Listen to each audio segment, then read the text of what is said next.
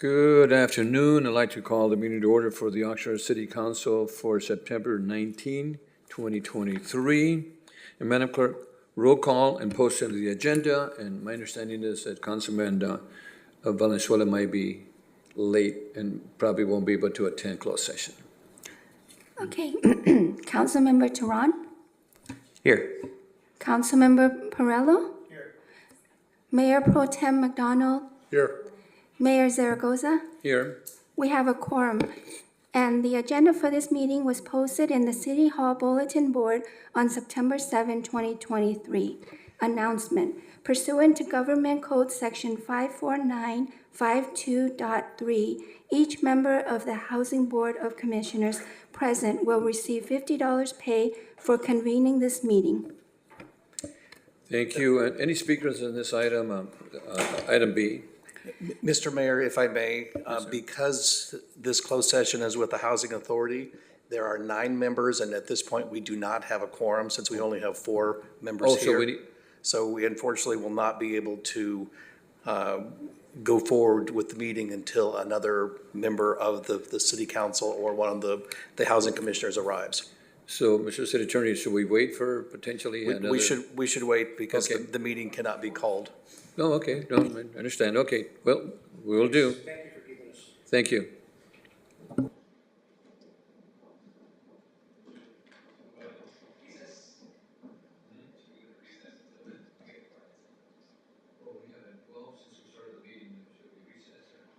We should recess, yes. You can't recess because we never started. No, but we went recording the meeting to order, so. Yeah. No, so, okay, but we'll just wait. I'll just sit here and look pretty, which is what I do best.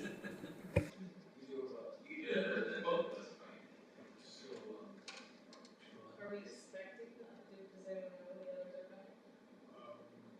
I know Venezuela told me we'll make it, I'm not sure if Sue or Oscar. Should the comment, we should try. Yeah.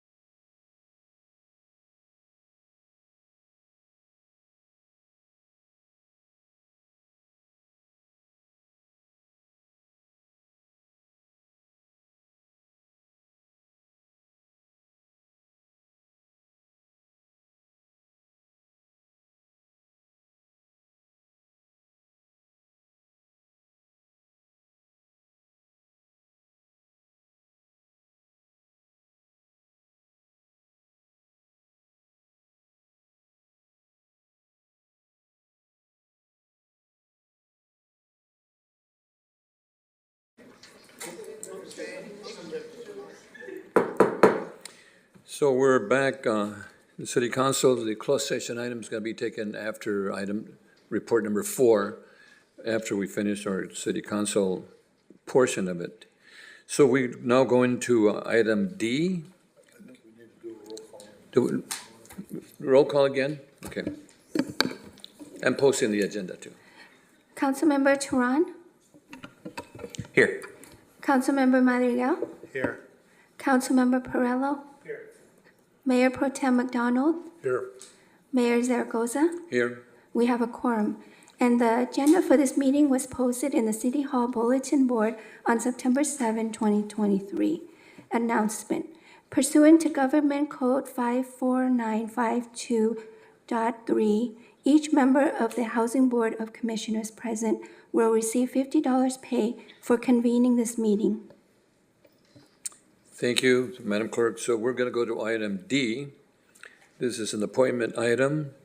The Culture and Community Service Department, subject is reinventing the library. And the recommendation that the City Council receive a report of reinventing the Oxnard Library. And we have Mr. Terrell Harrison from. Mr. Mayor, Mayor Pro Tem, City Council, Terrell Harrison, Cultural and Community Services. Tonight, Renee Rickstraw, Assistant Director of Cultural and Community Services, will make the report tonight. And Madam Clerk, we do have Councilmember Valenzuela come in.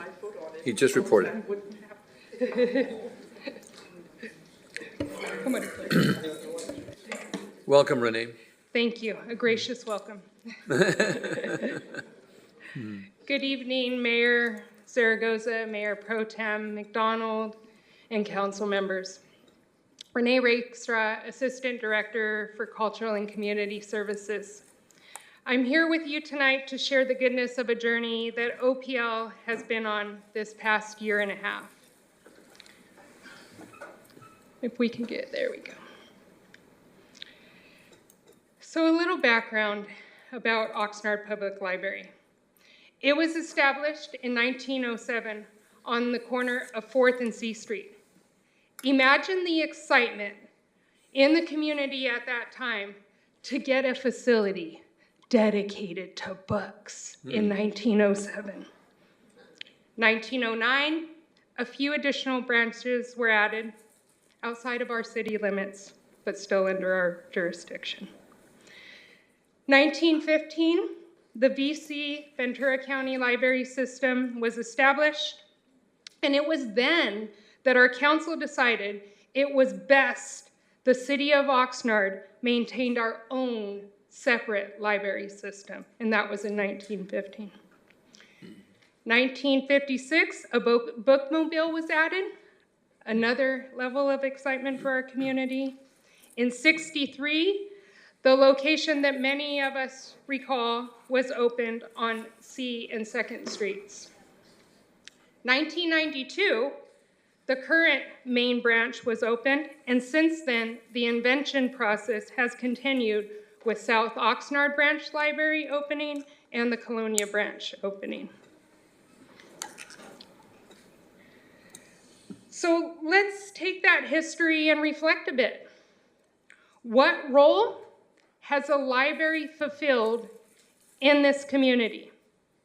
It has been a treasury of books, a quiet place to research, or a place to hear story time. But many inventions have been created since 1907. We've moved from printed material to a digital screen.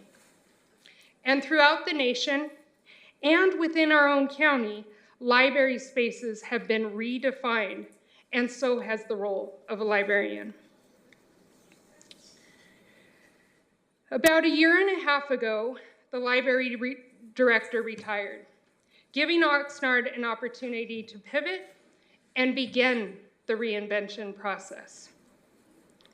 Before I move into that process, I want to thank and commend the staff for the good work that they have done and will continue to do. They truly are community servants. Now, it was about a year and a half ago when I met Onita, a member of Friends of the Library. In working with management and the Friends, support for info gathering tours began. I'd like to have the Friends who are in attendance stand or just give a little wave.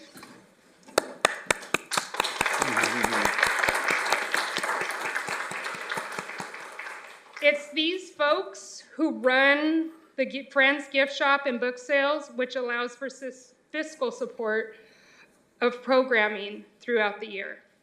Now back to Onita. She is a longtime resident of Oxnard, a patron of OPL, and a devoted friend of the library. It was the two of us who toured the locations we will share with you today. But before I do, let's have Onita say a few words. Good afternoon, Good afternoon. Mayor Zaragoza, Mayor Pro Tem McDonald, and council members. My name is Onita Hirata, and I grew in Oxnard. I was born here, and so I was a voracious reader of books from the Carnegie Library, the C Street Library, and from the Bookmobile. I left Oxnard for many years and yet returned, and now I've been here for approximately 20 years. The Oxnard Public Library has had internet access for approximately 25 years and received a grant from the Bill and Melinda Gates Foundation for desktop computers in 1998. We are still using these computers. The most impactful change of the last decade is digital technology in the form of the library of, it's something called Hoopla. It's a web and mobile library streaming platform for online access to ebooks, audiobooks, music, movies, and magazines for library card holders. We have newly acquired Chromebooks, which are laptops to be used in the library. But the OPL has deficiencies. Our system technology needs to be updated. We need reliable, high-speed Wi-Fi, and we need new programming. Our library in its present form fails to serve the needs of our community in the 21st century. In order to remedy this, we need to update, refresh, and reinvent our library. This is why Renee Rakestraw and I were sent on a journey to discover how libraries of the 21st century serve their communities. Our first stop was Missoula, Montana. Just entering Missoula Public Library is a visual, stimulating, expansive experience. You walk in and feel the openness, the energy of the space. There is a cafe, a spatially open gift store, and a makerspace that catch your eye. The concept of level 1, as stated by the Missoula Public Library, is, quote, community and connection, the busy intersection of technology, media, do-it-yourself experiences, teens, and good coffee, end of quote. The makerspace, which has 3D printers, a laser cutter, and sewing machines, has a sign in cursive that says, welcome, and the words, design, think, process. This is relaying the message that when you design and create something, you are actively using your brain and thereby learning. You are learning by doing. These two tools afford you the ability to stretch your imagination. And who's to say that this doesn't plant the seed to ignite the next designer, architect, or engineer of the future? There is a poster inside the space that reads, Socialist Union, with SEW, with the letters SEW for sewing, and with information for weekly open sew club with the tools, the sewing machines. The activity of sewing brings people together. In essence, this is community and connection. Thank you, Onita. So I'd like to share some additional information and set the stage. So let's take you back to 1907, when OPL was established. Just a year later, the Model T was invented. It was known for being an affordable, simple to operate, durable vehicle. It got folks from point A to point B fast. It worked. And so did the facility as it was built in 1907 to be a repository of books. So that brings us to today. If found on a lot, would we still consider the Model T affordable, simple to operate, and durable? No, especially in comparison to a Tesla. Let's look at our library through the same lens. 1907, a repository of books. 2023, a repository of books. By no way is there a suggestion to rid our libraries of books. Rather, to add valuable program and support service space is what will be key. These 4 locations have reinvented in one way or another over the years, and that's what I'm here to share with you today. Let's start with Missoula. Oneida shared a few things. Missoula was awarded 2022 International Public Library of the Year by the International Federations of Library Associations World Congress. Their vision began in 2015 gaining speed, and the team followed a similar model in touring dynamic facilities to start. Their focus was on a cultural house model. So their tours took them to faraway places like Sweden. Oneida and I didn't quite look out for that adventure. Through the cultural house model, the Missoula team came up with the concept, all under one roof. This meant bringing support services and agencies into library spaces and creating partnerships with Spectrum, the Science Museum, University of Montana, and Family First to do so. These groups were no longer neighbors. They became partners, bringing their services within library facility to meet the needs of patrons. Library spaces were designed intentionally to meet the needs of community. Makerspace included everything from a 3D printer to a sewing machine.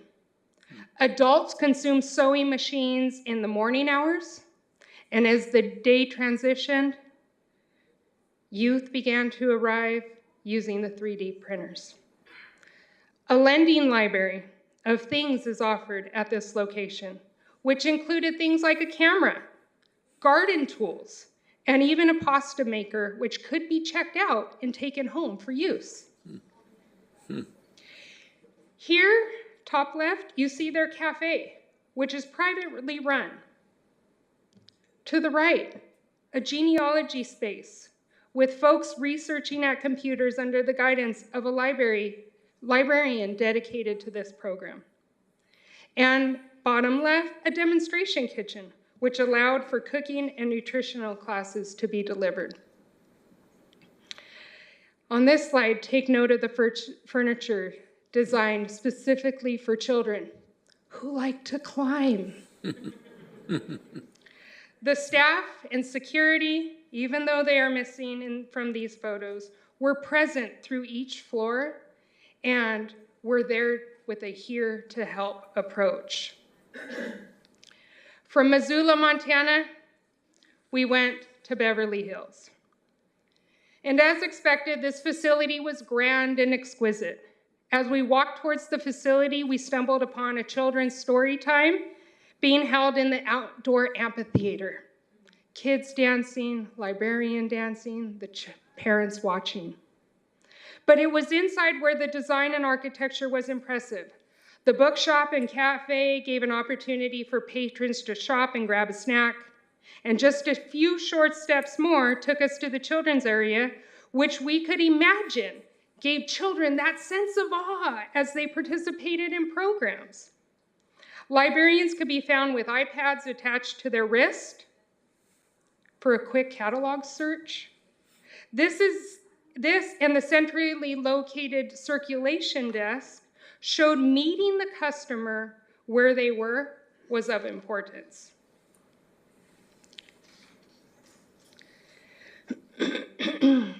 Furniture specifically designed for youth and stroller parking were takeaways in how we can, too, better serve our community.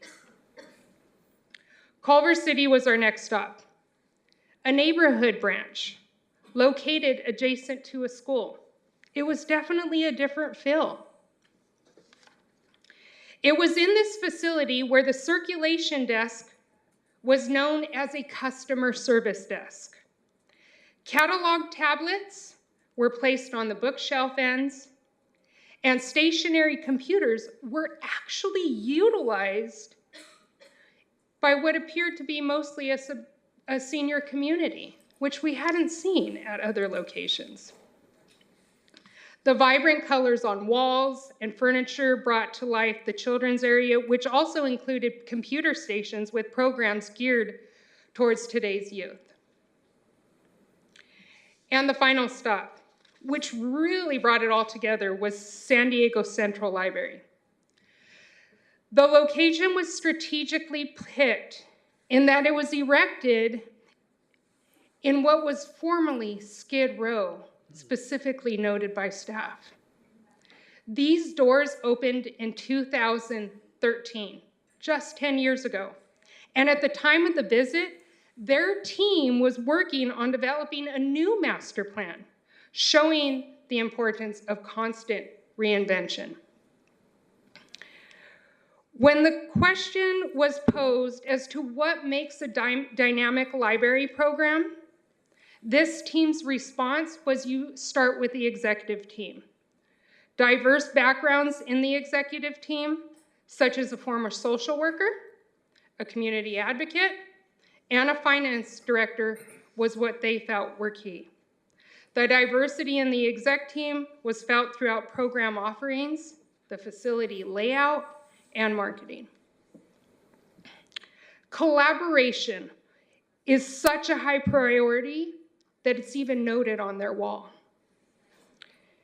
Collaborating with support service agencies allows San Diego Central Library to host programs such as art installations, the beach-themed Pauline Foster Teen Center, Helen Price Reading Room, the one and only Society for American Baseball Research Center, IDEA, Innovation and Digital Expression Activity Lab, and an art gallery, to name a few.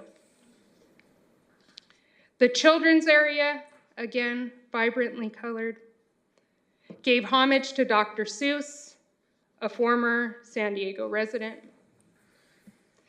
And lastly, a few photos of the Teen Center, one of many computer stations, but specifically note that this is not a lab enclosed by four walls. Computers are out in the open. Also, a makerspace at this location, and auditoriums, and an auditorium where concerts and dances are held regularly.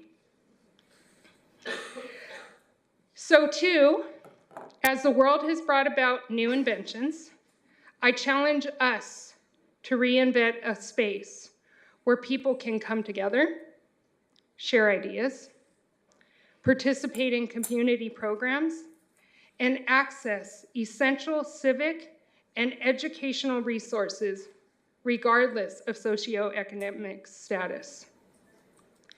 This slide is stating the end, but really it should read to be continued. As we work through the final stages in hiring a library manager who will be tasked with leading the reinvention of the Oxnard library system moving forward. And with that, I can take questions or comments. Well, Renee, thank you for an excellent chronology that taking us back in 1907, It's a long, long time, It's really quite a crowd. But I just want to thank, first of all, the board, the library board that are here today, and all the staff for the excellent work that you guys do.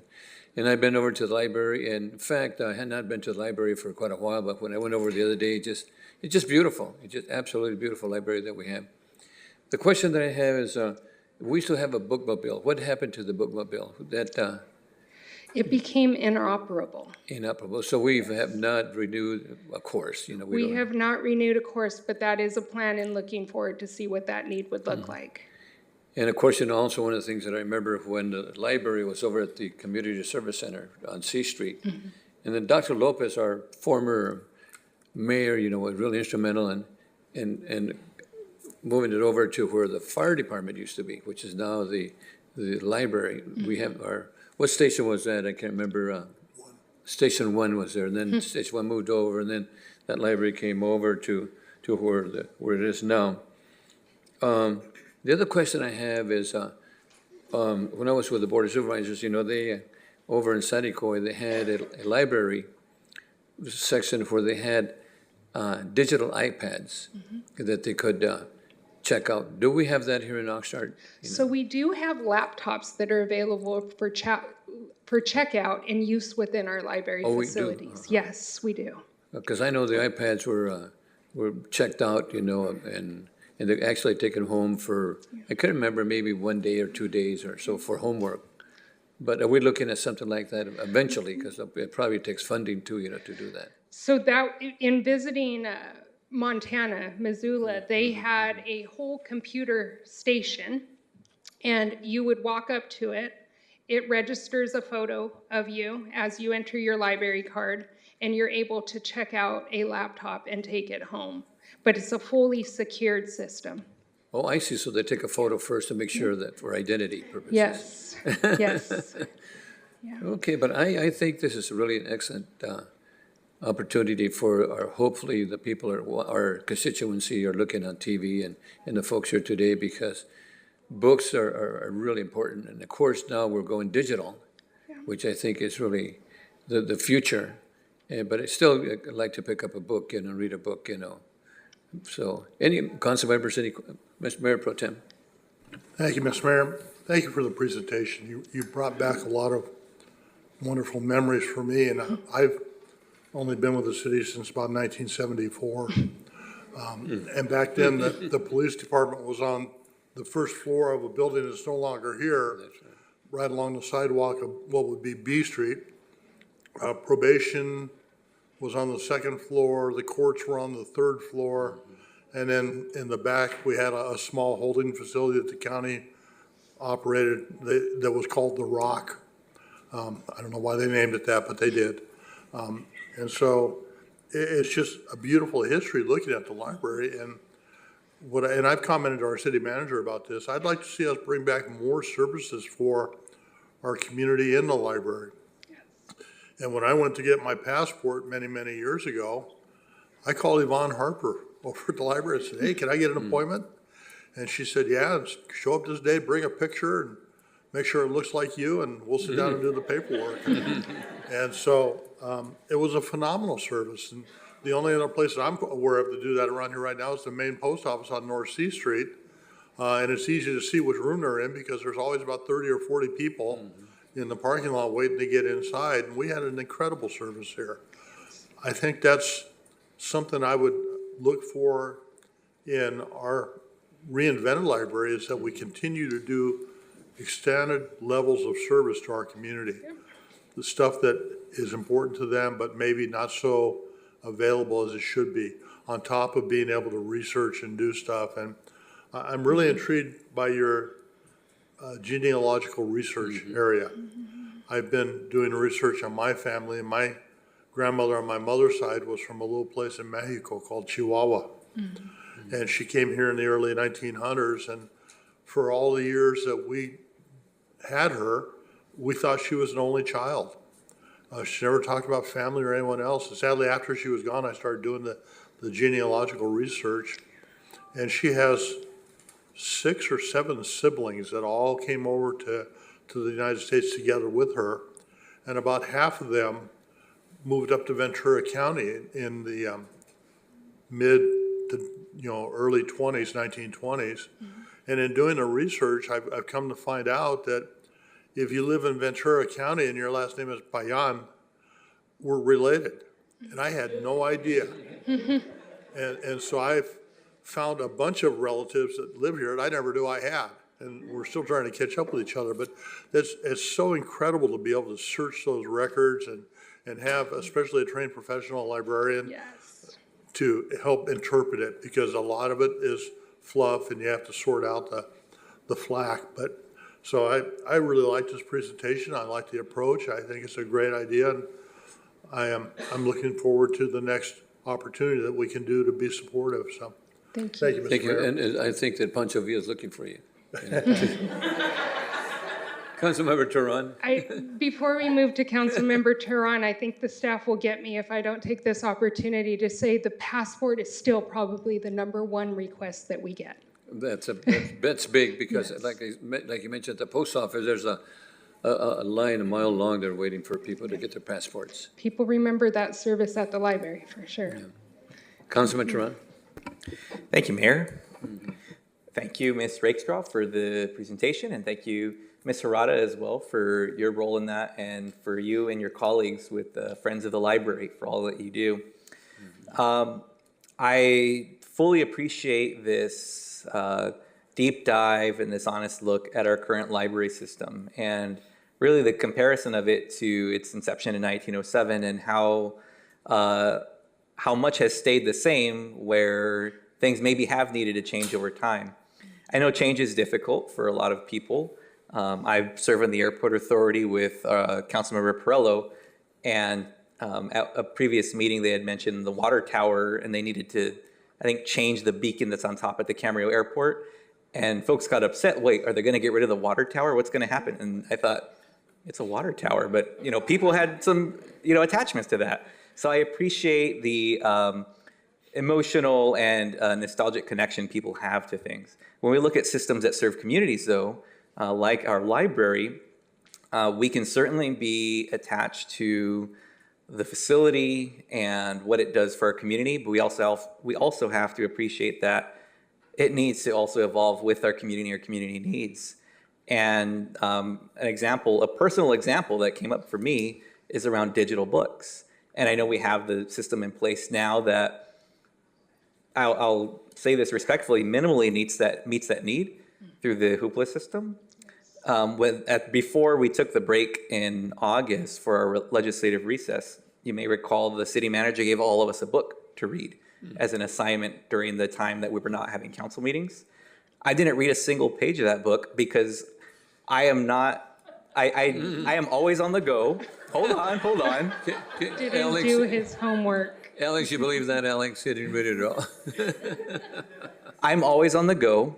I don't have downtime. When I'm in the car, I'm usually returning phone calls or trying to catch up on what needs to happen between the last meeting or the current meeting, whatever.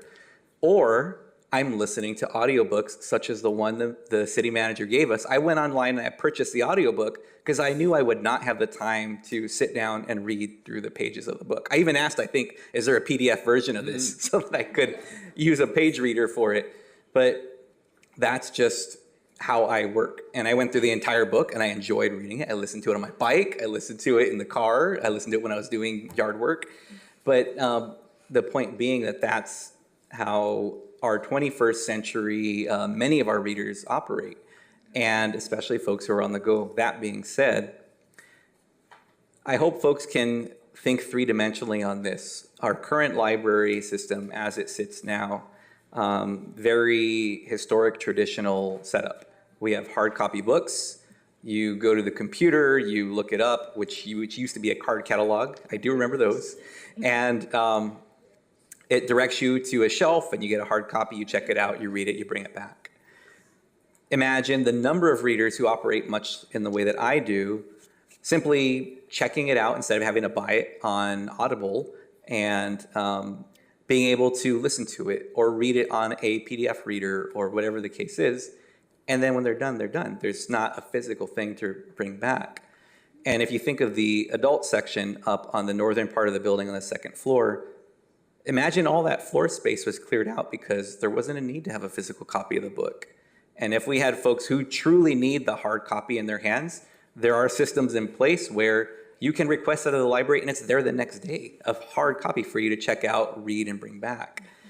And so if we were to clear that out, well, now that leads to the examples you gave. What could we do with that space in the city of Oxnard in 2023 and beyond?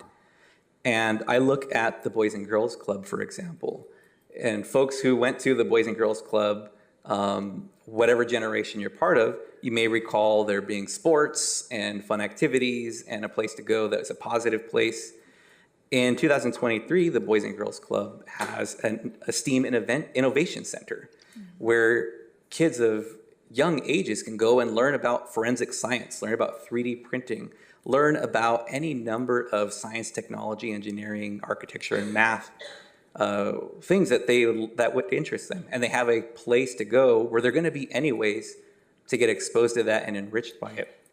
And I think that that's one example of something that our library system could also provide, and libraries are already providing elsewhere. One thing that I appreciated that had never crossed my mind, seeing the San Diego example, is the Passport has been, as we stated here, a great service provided by our library. But imagine other social services that could be provided, such as services for veterans or mental health services in partnership with the county to provide folks here and be accessible to the public. Or even a small desk for Medi-Cal eligibility. In our Civic Center, for the last couple of Mondays, for like 8 weeks, we've had community action out there helping people get assistance in paying for delinquent utility bills. And something like that. I mean, there's a lot of things that our library could provide. And lastly, the bookmobile, I'd completely forgotten about that till it was brought up. And just to date myself, the first library I went to was the Civic Center, the one on C and 2nd Street. And I had to ask the mayor pro tem and the mayor, what was the library before it was the 2-story library? And they told me, oh, it was the jail and the police station and fire station. Oh, I had no recollection of that. But the bookmobile, I think, if we have these 21st century ideas for our stationary libraries, what does the 21st century bookmobile look like? And I envision a mobile center that brings Wi-Fi to parks or communities that don't have good 5G or 4G service, or they have 21st century services like they bring a community 3D printer for exposure to those things, cooking workshops, food distribution, even a bicycle clinic for kids who are into bikes to learn how to fix their bike and work on it and have equipment and tools to do that that's brought to their neighborhood. So these are just things that popped out, and I wouldn't have started kind of ruminating on things had it not been for this presentation and this idea sharing. So I thank you and I thank Ms. Harada for doing this investigation, and I really look forward to continuing this conversation because I think our libraries certainly can better serve our community in a way that they need to be served, and we have some really great space and opportunities to be able to do that. So those are my comments. Thank you, Mayor. Before we go to other council members, Renee, we mentioned the bookmobile to start off with. 200 years ago, when I used to live in Colonia, the bookmobile used to go to Colonia, and that's the only way we could really go to the library, because to trek all the way from Colonia to the library was, it's a long, long distance, especially when you were just a little child. So the question is, what interaction or how do we get the Colonia mini library involved with the main library? With which, Well, isn't there a little mini library over we in? do have a Colonia branch Yeah. library. It's located At the multi service center. Yes, Service thank you. center. It's located within the multi-service center adjacent to Del Sol Park. That is open from 12 p.m. to 6 p.m. and we offer program and have a repository of books at that location, but also computers, and we're starting up some homework help. We really have brought that program alive and started some collaborative programming between the library and our senior center, so really getting folks in the door. Because I remember I went over, I think Amelia took us over in a tour a while back and there was a cute little mini library there for the kids and also the adults that can't make it into downtown, Right. which is. Mr. Mayor, I Excuse just have to me. make a quick thank you to Councilmember Turan. Like a lot of us up here, I do everything digitally. It's all on my iPad. I'm trying not to kill too many trees. I was given a copy of the same book that you got, and I was having a guilt complex because I only read the last 10 pages of it, the conclusion, to find out what the whole book was about. So thank you for eliminating my guilt complex. Councilmember Madrigal.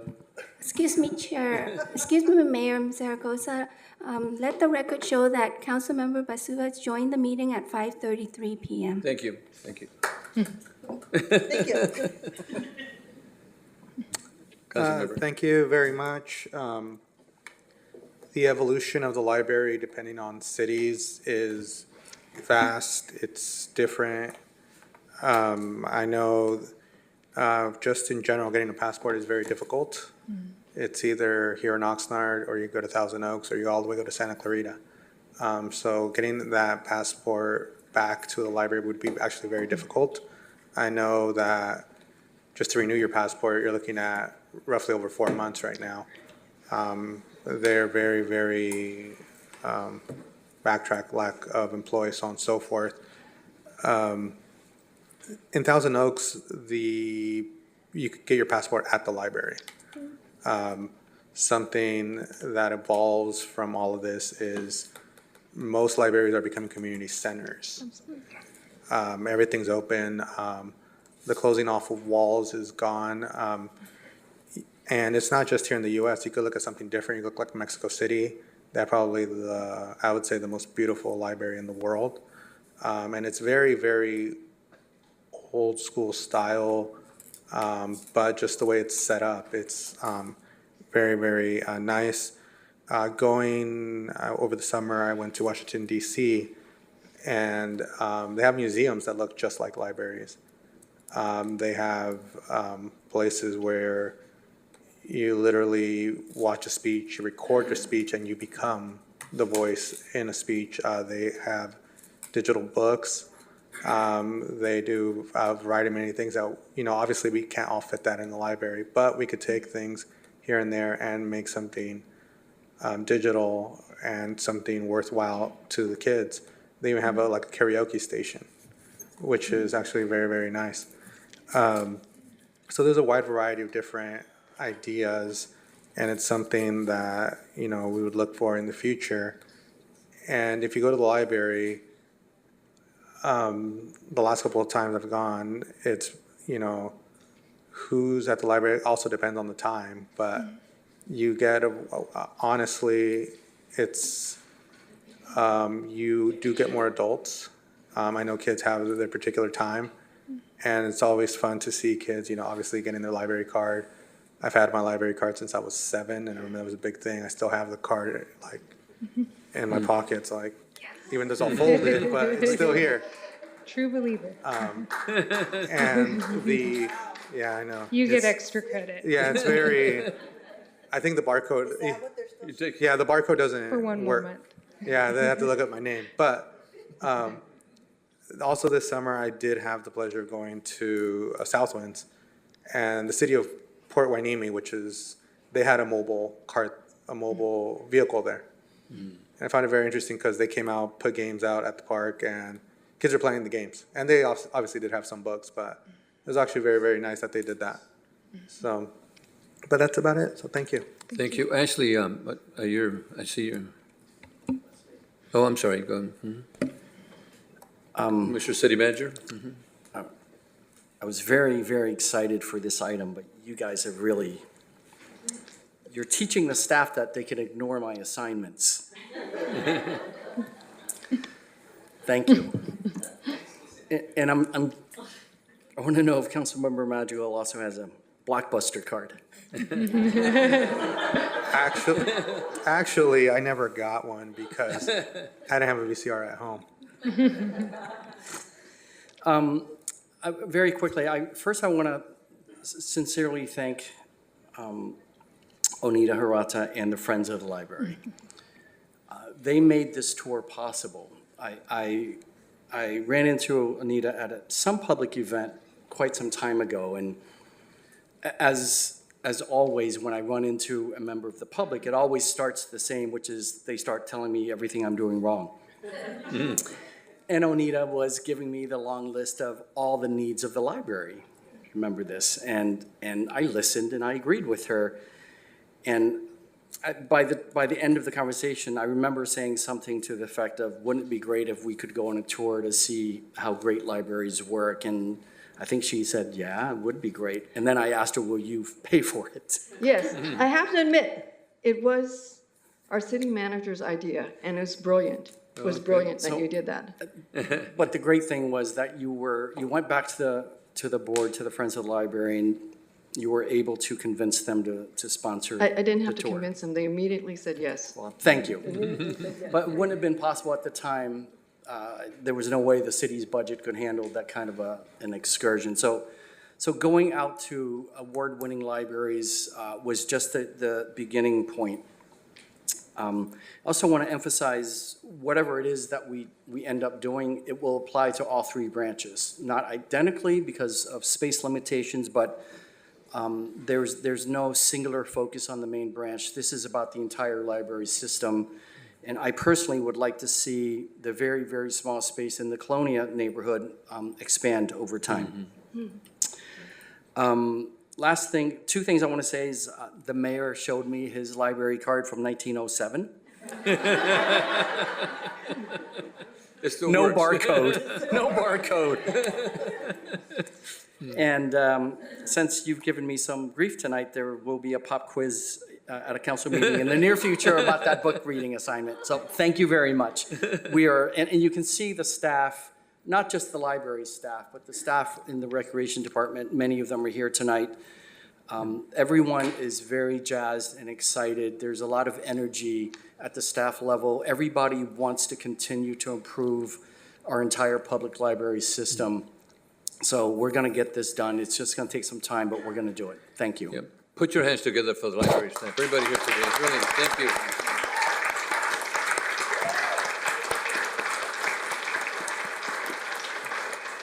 And again, to the Friends of the Library, thank you for being here today. It's really, really, yes, sir, Councilman Teron. My apologies, Mayor. I'm wondering if Ms. Rakestraw or staff, if we could recognize our library staff who are in attendance today. Oh, yeah, can you do that, please? Definitely. Will our Oxnard Public Library staff please stand?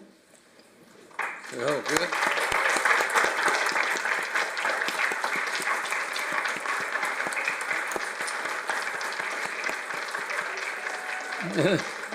And Renee, how about the Friends of the Library? And our Friends of the Library here in the front row.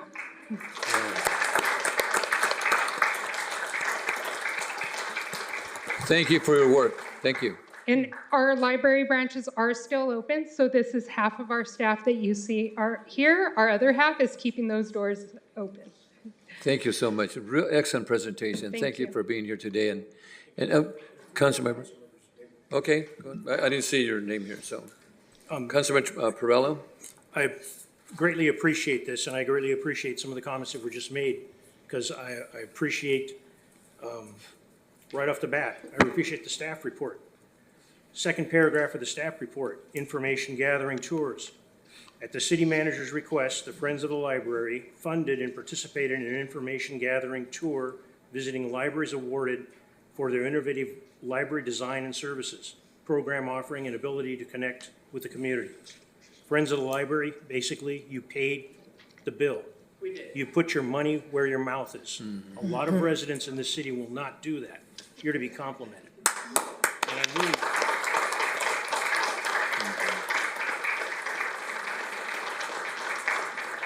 my personal experience with the current main library, I worked for a scaffolding company. We delivered scaffold when that thing was under construction. I remember it going up.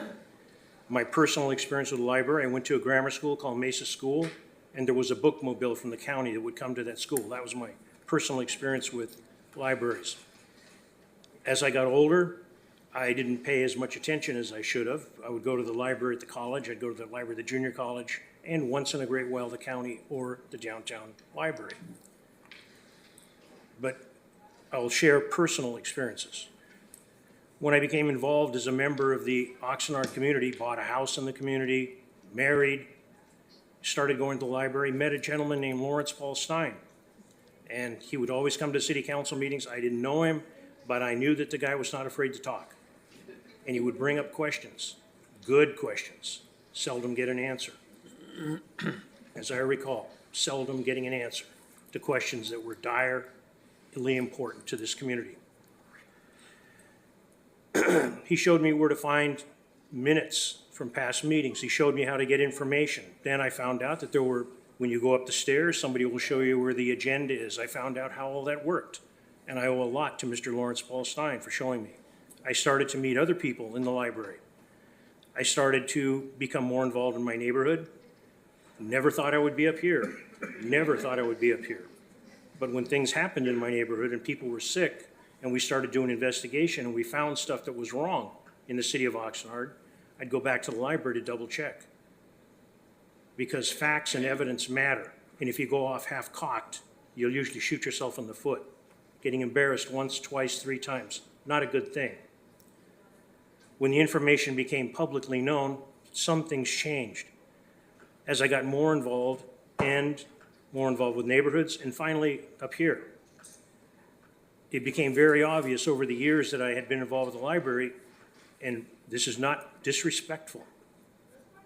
The best way that I can describe it, the library has always been treated as the weak sister. If we needed money, we took it from the library. If we needed something, we took it from the library. The library got it in the neck. And there was not a lot of courage on the council past, I can't speak for this one, I'm not speaking for this one, to re-implement what the library had been taken away because there was extreme deferred maintenance in the management of the city. I got to know people that were involved in the city of Oxnard, and one of the things that came up, I got more involved in our neighborhoods, and I met some terrific people. The young lady that Friends of the Library that spoke, I met her through Carmen Ramirez. We didn't always agree on things, and that's life. People don't always agree. But I met some other people that were involved with neighborhood councils. The one that's most significant to me, 2, Chuck Bauman and Mr. Herb Smith, a grammar school teacher in Oxnard, who spent a tremendous amount of time in that library teaching people how to read. Some didn't know how to read English, some spoke Spanish and were trying to learn English, and I never realized those opportunities were offered upstairs in the library, in those rooms. When there became something called a traffic initiative, there were public meetings held in the library. Some neighborhood councils could not get things done. They'd have meetings at the library. There was a lot of activities that took place in the library, even with the down-paired services that were available at the library. Being on the council, I do recall we went through some really tough times. Past managers, things that were done, things that were exposed, the issues that took place in the library, the issues that came because of the economic situation and the issues with the homeless. I was in the library the day the person died in the bathroom with an overdose. I'll never forget that one. And the librarians had to handle that, with the police getting involved later. My personal experience with the library leads me to these views, whatever we can do to help.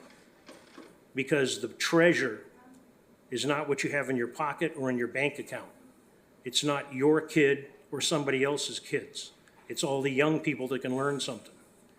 And the young people get an opportunity to learn something because the old people, I say the grandparents, are covering the bills forever and ever and ever. There needs to be opportunities in those libraries, as has been identified. We have computer services for the elderly, seniors. I'm one of the ones that took advantage of that. It didn't sink in very well, but I did have the opportunity to take advantage. And that is a major failure on my part, that I didn't sink in. But I saw many people, and I'll name one specifically, a gentleman named Ventura Fernandez, who I got to know through neighborhood council organizations. He was the chair of the South Winds neighborhood, and then eventually the chair of all the neighborhoods in Oxnard. At the time was called the INCF. That gentleman took me to the library so I could learn the computers because he wanted to learn how to computers. It ended up he, my dad, and myself being taught by some very talented people how to do things. And the two old guys left me in the dust. Left me in the dust. And Ventura Fernandez was a star in that class. The opportunity for improvement and the trips that you took and the things that you saw, Missoula, Montana, I did notice in the photograph the snow in the background. I've been to Missoula, Montana. I've also been to Seattle. They have a tremendous library in Seattle. Those are big cities. But Missoula, Montana, one of the issues is they have a university there. So there's a little extra that, you know, maybe there'd be more of an incentive to put that. There's got to be something that we improve, because I'm not a saint. I put my pants on just like the rest of you. But I went to the library on Saturday because there was supposed to be an event. I looked at the calendar wrong. It's next Saturday. For all of you that don't know, there is a very big event coming up at the library having to do with Buddy Gibson presents the history of the Motown music in Ventura County, Tortilla Flats and beyond, 12 o'clock next Saturday at the main library. I know Mr. Gibson. I know a little bit about Tortilla Flats, but I was fortunate enough to grow up with Motown. If you miss it, you're losing out. The issue, when I went Saturday, unfortunately, there were very, very few people in the library.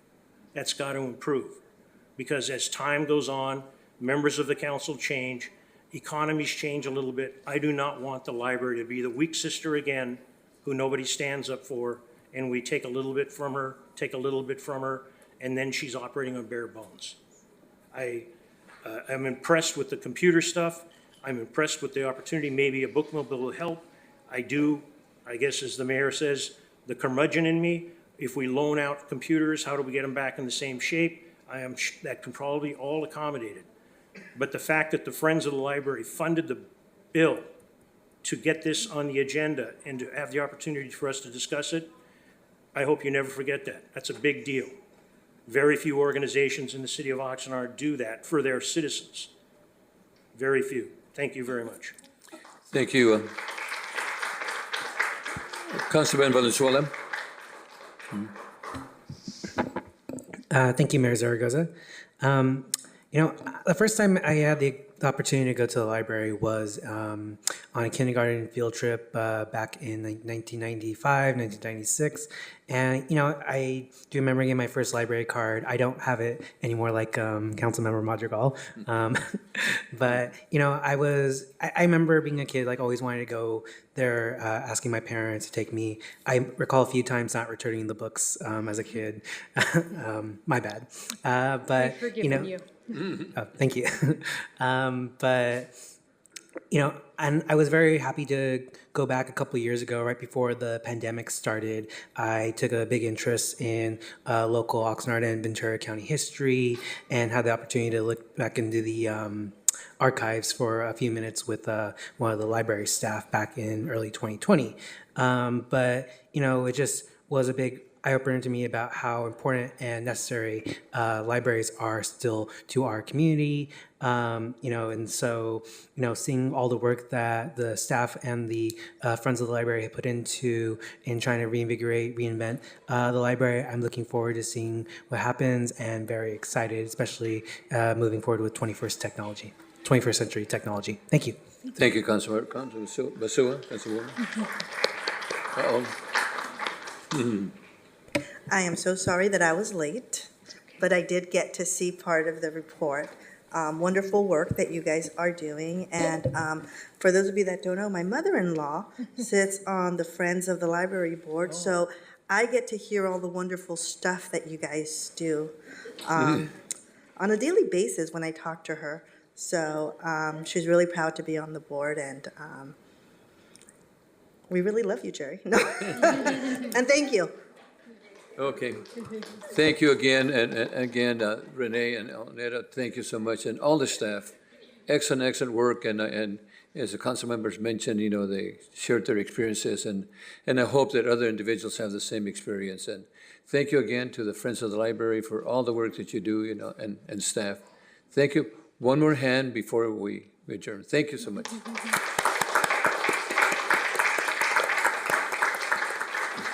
Thank you. Thank you, Renee. So we're going to take a 5-minute break. We'll be back at 6 o'clock. Thank you so much. Before you do Oh, wait a that, minute. Hold on. I would Hold just- on. Hold I on. would just, Go ahead. I would like to point out that anybody who wants to be a member of the Friends of the Oxnard Library, all you have to do is sign up and pay your dues, which are very small, but of course you can always give us more than what the dues require. Thank you. Okay? Thank you for that. Okay. Thank you.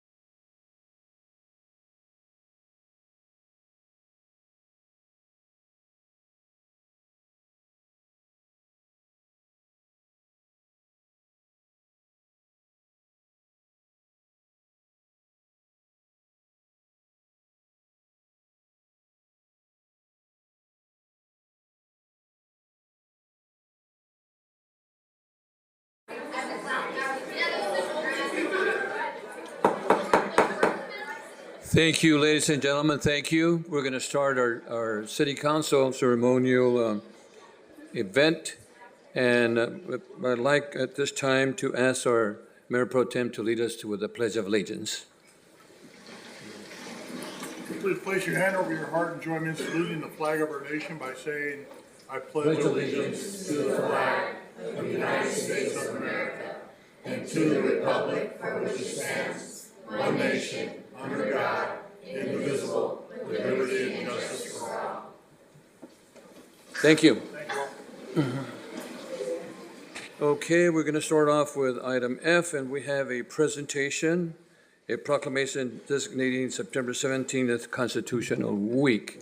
So we have our Assistant City Attorney, Ken Roselle, is going to be accepting this proclamation. But let me read it first, and we'll go from there. We can sit down. I'm going to go ahead because we'll go from there. Proclamation, Constitution Week, September 17 to 2023, where September 17, 2023 marks 236th anniversary of drafting of the Constitution of the United States of America. Whereas the story of framing and adoption of the Constitution constitutes one of the most inspiring, significant chapters in the history and foundation of our country. Whereas the Constitution Week gives every American an opportunity to reflect upon the vision, hope, and promise presented by the vital document and the fortitude of our forebears in creating it. Whereas Congress, by joint resolution, set aside the week beginning September 17 of each year as Constitution Week.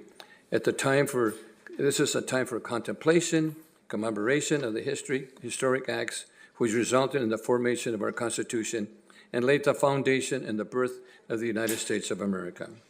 Whereas the City of Oxnard wants to invite every citizen and institution to join in this national commemoration of the Constitution and gain a better understanding of the privileges and obligations set forth in this document and the groundbreaking ideals upon which this nation was established and built.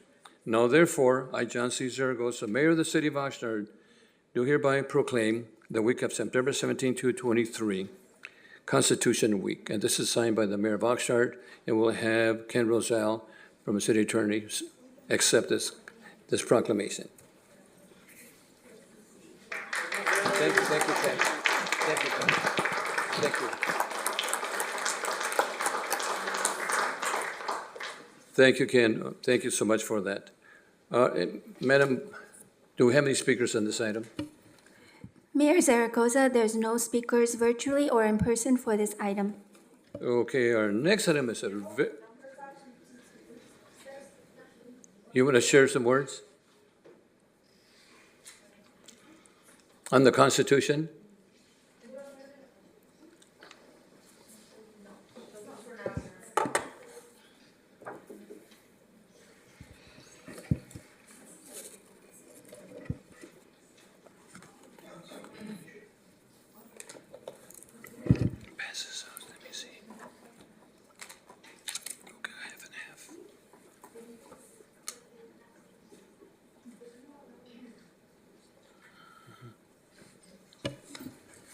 Mayor Zaragoza, they're not speaking on this item. It's for, okay, thank for the you. next one. Thank you. Our next item is a very, very important item.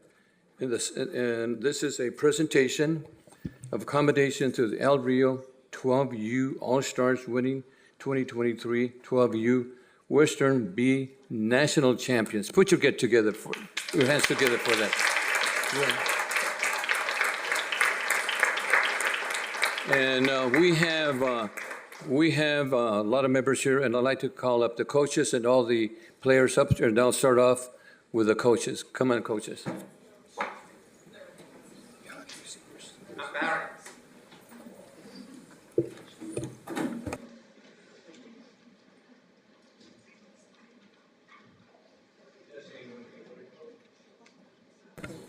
I'll get you a new mic.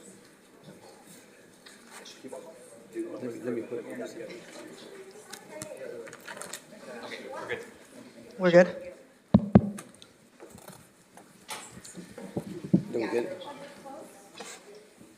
Okay, testing. Board, this is a really big honor. Let me move my.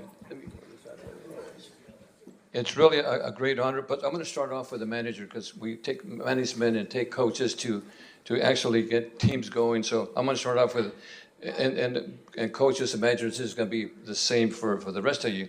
Certificate of commendation presented to manager Ramon Tinoco. Where's Ramon Tinoco? Move over here.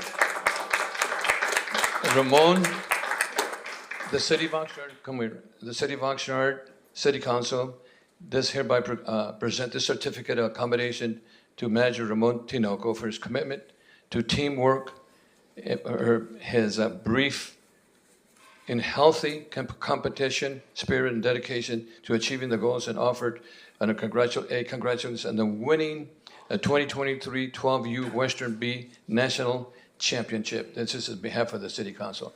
This is really monumental, Coach. Thank you, sir. I'll let you take. And I also have another certificate kind of reads the same, and this is for Coach Carlos Acosta. Coach, here we go. Thank you. And then I have another one for Coach Dante Jackson. Okay.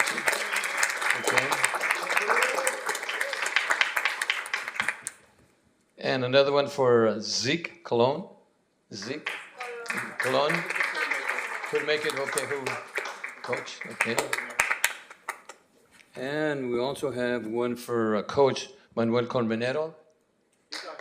Not here either. Where is he? No? Okay. Okay, and the next one is for Waldo Dominguez, Coach Waldo Dominguez. Oh, your daughter? Look at your dad. Thank you so much. And we also, every team has really important people. Call it Team Mother. Team Mother, and this is for Vanessa Ramos. Where's Vanessa? Yes. Thank you. And of course, to help the Team Mother, we also have Angela Costa. Where's Angel? Angel? Thank you so much for that. And of course, we also have some other certificates that we'd like to give out, and we'll start off with Mayor Pro Tem.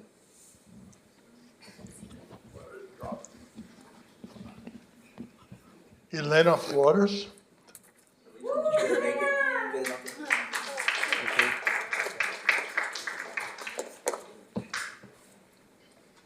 Ele Colon. Not here. We'll give it to you. Okay, you'll give it, okay. And Leah Ramos. We'll hand it over to him. This certificate of commendation is for Sophia Pimentel.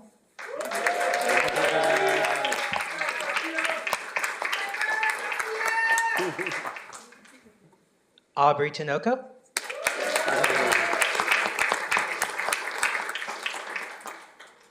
And Liliana Padilla. Go ahead and give it to him. Yeah. The next one is from Malia Montero. Montejano. Okay. I apologize. Is she here? Not here?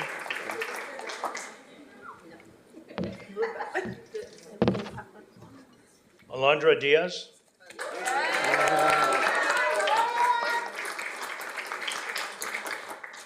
Ari Acosta.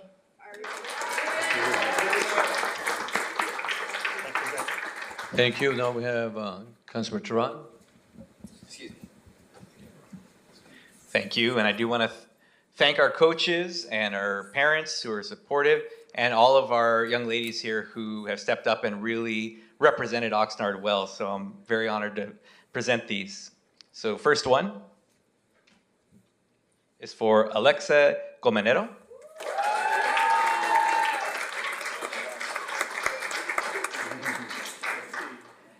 Next one is Jasleen Dominguez.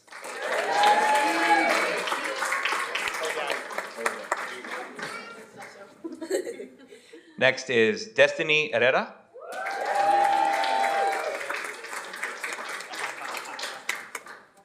And the last one here is for Yolene Lopez. Great job. All right. Thank you. Before I bring the coach up, so say a couple of words, I also like to share that the FAST team won a lot of tournaments, the El Rio Beach Blast, first place, the West Covina Memorial Weekend, first place, WAGS Summer Stern, first place, Ventura Summer Breeze, first place, Simi Valley, first place all the way. This is just fantastic. Thank you for the good work. And Coach, you want to say a couple of words? Okay. Well, first of all, I'd like to thank all the council people here, members, mayor. Thank you for bringing this up here. These girls did amazing this summer. We went 44-2. We lost 2 games total. And we played all over Southern California, and we ended up playing north of Sacramento. And we went up there and we went undefeated against some of the best teams in the state of California. I think you guys all watched recently the Little League World Series. A team from North Torrance won. We, unfortunately, in USA Softball, we don't get to that level where we go to one big tournament like that. But from what I'm told from the officials of USA Softball, if these girls would have had that type of tournament, we would have taken it, because the best softball's played here in California and in Southern California. But just a testament to the parents as well, just traveling all over the place, having fun. Some of these girls have played since they were 6U. And once again, thank you for bringing us here. Thank you for the wonderful fields that we have up here in El Rio. The president, vice president are here. Thank you for putting these leagues together for us, having these girls play. I believe we have, over 300 families there. So it's just a big part of Oxnard. We have girls from all over the place. So thank you very much, and very proud to be part of this team. Thank you. And do you have a banner? Do you have a banner? You want a picture? Take a picture here. Bring it over here, Mija, so they can see it. You're on television right now. Got about 40-some thousand people watching you.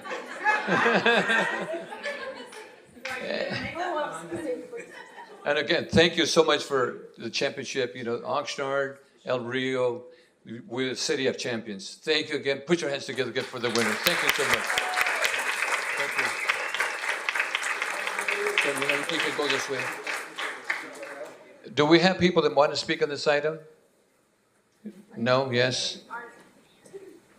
Oh, you do? Oh, wait a minute. Hold on. Wait Move over here. Go ahead. Hey. Okay, so my notes. That's okay.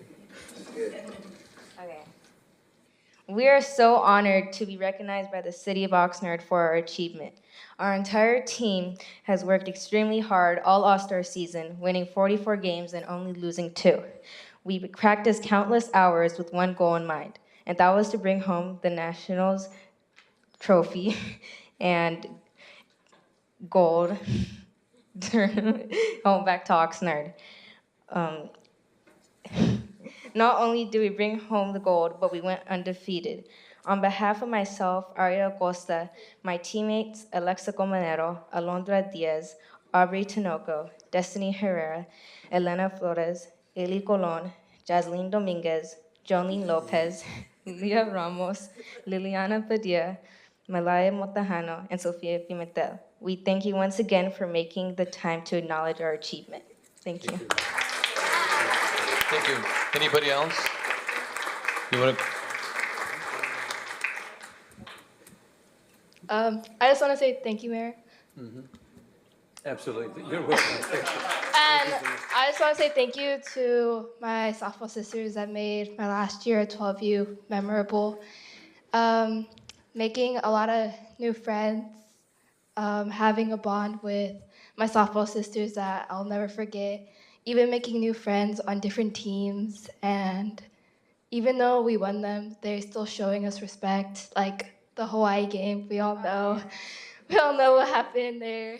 And they still were humbled and gave us our props for winning. And I just want to say thank you to everybody for supporting us and everything. Thank you. Thank you. Anybody else? Oh. Okay. I just want to say thank you for all the support that you guys give us, and thank you to all the parents for getting us there on time and helping us with all the work that we put in and extra work, and grandparents and cousins and all of the family members. And I just want to say thank you so much. Thank you. I just want to share something. This is our future city council right here. Thank you so much. Thank you. Thank you again. Put your hands together for the team. Thank you, young ladies. Thank you so much. We're very, very proud of you. Thank you, Coach. Thank you. Can we get a photo, Mayor? One more photo? I'll come back. Girls, just the girls. Okay, one more photo. Where's the banner? Where's the? Move your chair, Mayor. Okay, okay. Thank you. Mihan, put the banner up.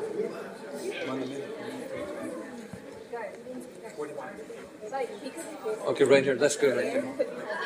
Trophy? Mayor, they want you to hold the trophy. Oh, okay. Ooh, I'm the winner. Get in front of me, right over here. Okay. Don't cover your faces. Don't cover your faces.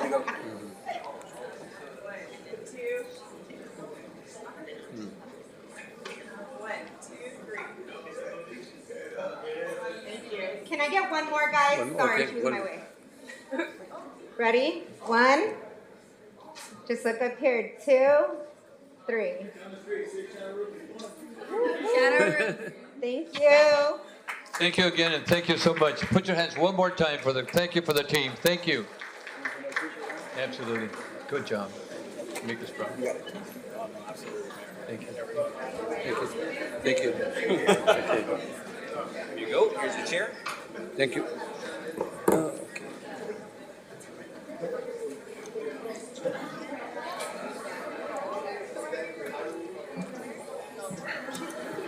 Thank you. Items not on the agenda. Thank you.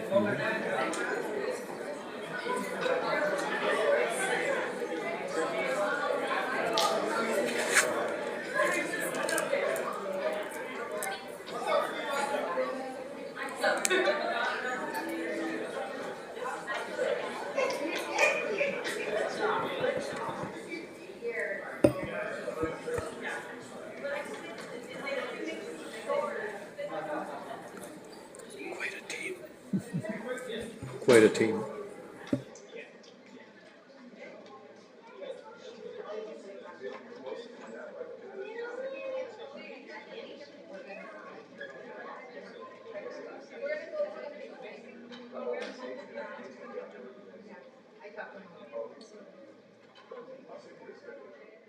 Okay, well, thank you so much. We're now in item G, and this is items not on the agenda, and I have a couple of speakers here that'd like to speak, and we'll start off with Carolina Magana. Carolina Magana. And followed by Maria Guadalupe Diaz, and then Mrs. Yolanda Castillo. Ms. Magana? Hi, good evening, everyone. Good evening. My name is Carolina Gallardo Magaña, and I am a resident of South Oxnard. And I'm here to talk specifically about a project that is being proposed to be in South Oxnard, specifically in South Winds. I wrote it because sometimes I forget words, so I will start by reading what I wrote. I have lived in South Oxnard for more than half of my life. I have not seen basically any significant change there. But I have to say that I have seen a lot of neglect. I have been ignored. We have been ignored by our representatives that are supposedly there to advocate for a better quality of life. I have to admit, we have the most beautiful park in our neighborhood. To make a difference in South Oxnard, our representatives, I don't see them there, and I feel like it's just promises to the people that live there. I am well aware that there is a project for the homeless in Del Playa Hotel, which is at the corner of Winimi and J Street. I have nothing against the homeless people. They need help, no doubt. This hotel is surrounded by apartment complexes, including housing. If you go there in the afternoons, you will see kids biking and or walking to the stores nearby. We have the Haycox Elementary School nearby. If you guys go in the mornings, you will see how many kids walk by themselves to school. Not just to Haycox, but all the schools around there. And they walk by themselves because their parents are at work. This neighborhood is composed mainly by field workers that they do not have the time to take their kids to school. So if we have this project established there, I wouldn't feel safe having my kids walking to school by themselves. Nothing against homeless people, but we have to admit they have a lot of mental issues, perhaps drug addictions or other addictions. We don't know if they are predators. We don't know if they have any criminal background record. We don't know for sure.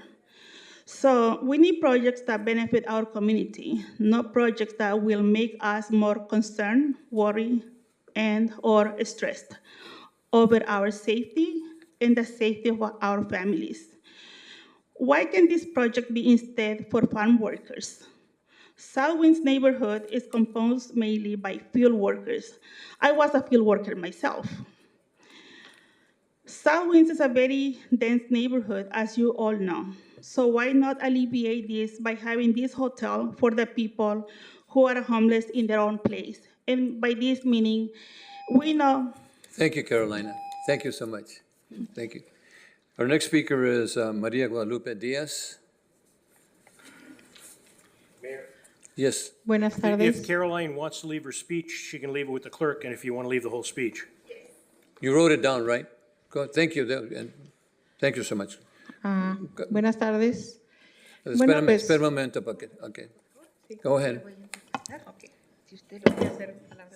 It's 6 minutes. Thank you. Sí. Buenas tardes. Good afternoon. Pues hablando del mismo proyecto que nos quiere hacer. I'm talking about the same project. Pues estamos inconformes en el sentido de que we're not happy. Our community is a numerous community. Entonces, en la escuela que tenemos ahí hay más de 900. In our school, we have more than 900 children. La mayoría son campesinos y ellos. The majority are field workers. They go to work. Y dejan sus niños caminando. And they leave their children go walk by themselves. No estamos en contra de los homeless. We're not against the homeless. Pero ustedes saben que la ciudad de diferentes ciudades los homeless andan y en las tiendas. But you know the different homeless people are wandering around the stores, and a lot of stores are closing. Entonces en el hotel que está allí hay campesinos que vienen a trabajar. So the hotel has field workers that come to work. Y quieren hacer el housing. And they want to do the housing there. The reason why we don't want it is because we're already overpopulated. Entonces, eso nos va a acarrear más problemas. That is just going to bring more problems. Porque sabemos de antemano que ellos se drogan. Because we know they use drugs. Ellos hacen muchas cosas que no quieren. We know they do a lot of stuff that I don't want to mention here. La razón porque las tienditas que tenemos ahí, entonces la gente camina y los niños también. And we have little stores there, so people walk in there, and so do the children. Entonces, nosotros queremos un futuro mejor para nuestros. We want a better future for our children. Que de ahí salgan niños que sean grandes. We want children that grow and get old and go to school. We don't want them to be part of gangs. So the project that you're doing is not benefiting us. It's not benefiting us at all. We want the city for our family and our children. So we're appealing to you. We're appealing to your common sense. Think about what you're setting up there for us. estamos marginados por las gangas. We are already a minority excluded people because of the gangs. Y nos van a traer otro problema. So you're bringing us another problem. No nos van a traer un beneficio. You're not bringing us a benefit. Por eso es la razón porque apelamos a ustedes. That's why we appeal to you. Porque no lo queremos. We don't want it, Sobre todo por nuestros niños. especially because of our children, Y por todos los agricultores. because of all the agricultural workers. Ellos vienen a trabajar. Ellos a veces no tienen carro. When they come to work, they don't have transportation, so they go to the little stores. Y queremos la seguridad para ellos. We want their safety. Nosotros salimos a caminar. We go out for walks. Y el hotel que están haciendo, que van a querer para housing. And the hotel you want for that housing Entonces ya no vamos a poder ir caminando seguros. won't allow us to walk by there safely. Ustedes saben de antemano que a ellos no les gusta estar encerrados. You already know they don't like being locked in. Entonces queremos que hagan algo con nosotros. So we want you to do something for us. Porque de por sí estamos muy poblados. We are way No overpopulated. tenemos estacionamiento para los vehículos. We don't have parking for our vehicles. Entonces, para nosotros va a ser un gran problema. This is going to be a big problem for us. Los niños no van a estar seguros y sobre todo Children will not be safe.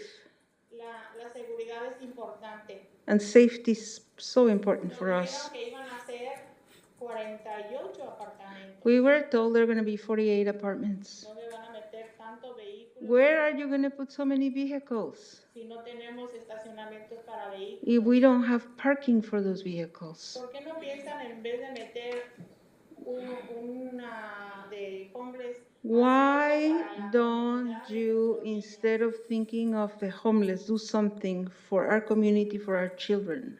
Apenas se está limpiando nuestra comunidad. We're barely cleaning up our community, Apenas se están limpiando las tiendas. barely cleaning up the Y stores. ahora nos van a traer este problema. Now you're going to bring that extra ¿Cuándo problem. lo vamos a terminar si es que ustedes no nos ayudan? When are we going to be done with this if you don't help us? Es la decisión de ustedes This is your decision, si ustedes nos quieren ayudar a que no lo pongan. whether you want to help us so that this will not take place. Hay otros lugares donde los pueden poner. There are other places where you could do this.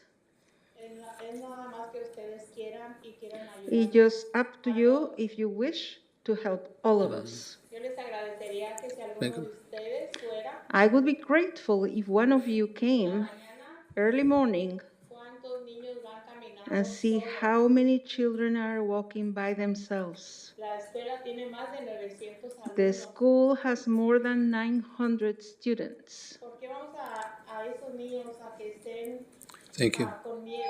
Gracias, señora. Lourdes, can you ask her what location, what's the address of the location she's Señora, talking? ¿cuál es la dirección de la que está hablando usted?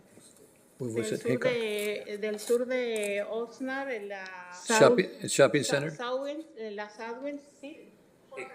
Hick? De No, la the Costa y shopping Guaneme. center. J and Wainimi. J y Guaneme. Wanimi Road? Para ir a la playa. Towards the beach. Sí. What's the address? I'm sorry. ¿Cuál es el domicilio? The shopping center? Oh, Jane Wanimi? Okay, Emilio? I'm sorry, sir. Emilio Ramirez, Housing Director. Their address is 7011 West Wainimi Road at the corner of Wainimi and J. Okay. Well, thank you. Thank you so much. Thank you. Okay, our next speaker is Yolanda Castillo. Yes, hello. I'm a resident of Southwind since 1993. Lived in Oxnard for 45 years or so. So my husband and I, we are from the working class. We couldn't afford to live anywhere else but Southwinds. It was where we could afford to get our little house for our kids. And we are parents of 3 children. Our first 2, I would say all 3 of them grew up with a lot of issues, emotional issues, living in the neighborhood where we live. we all know that's a neighborhood of a lot of disadvantage. And my first two won't say anything, but you know, that they were encountered and bullied and what have you. Finally, my third one is, I'm so proud. He's going to college. He's taking therapy. And I finally asked him one day, how come we bought you 2 bikes and you never used them? And he responded, Mom, look at the neighborhood where we live. Do you think I felt safe going on a bike ride? And I have a lot of regrets, but when I talked to my husband, I said, how come we didn't try? But we didn't make enough money. We still don't make enough money to move out of that neighborhood. So I just try not to have my grandchildren. I started to have, I have 2 granddaughters, and it's true, it's not safe. I go to the park and there's nothing but children with no parents because their parents have to be working from 5 in the morning until 6 in the evening, unsupervised, just by themselves. They walk to school by themselves to get their breakfast at school. The school isn't even open, they're around, just wandering around until the school opens. They were bringing this to our neighborhood. All these kids, over 900 kids, go to Haycock, so that it's just around the corner from that hotel where this project, it's nothing against, you know, I'm sure you guys have to put these people somewhere because, you know, we're all part of Oxnard, but does it have to be close to where kids are, especially kids that can't be supervised by their own parents because they have to go to the field and work in the fields? Thank you so much. Thank you. Thank you. Thank you very much. Our next speaker is Daniel Juarez, followed by Sofia Vega. Mr. Juarez?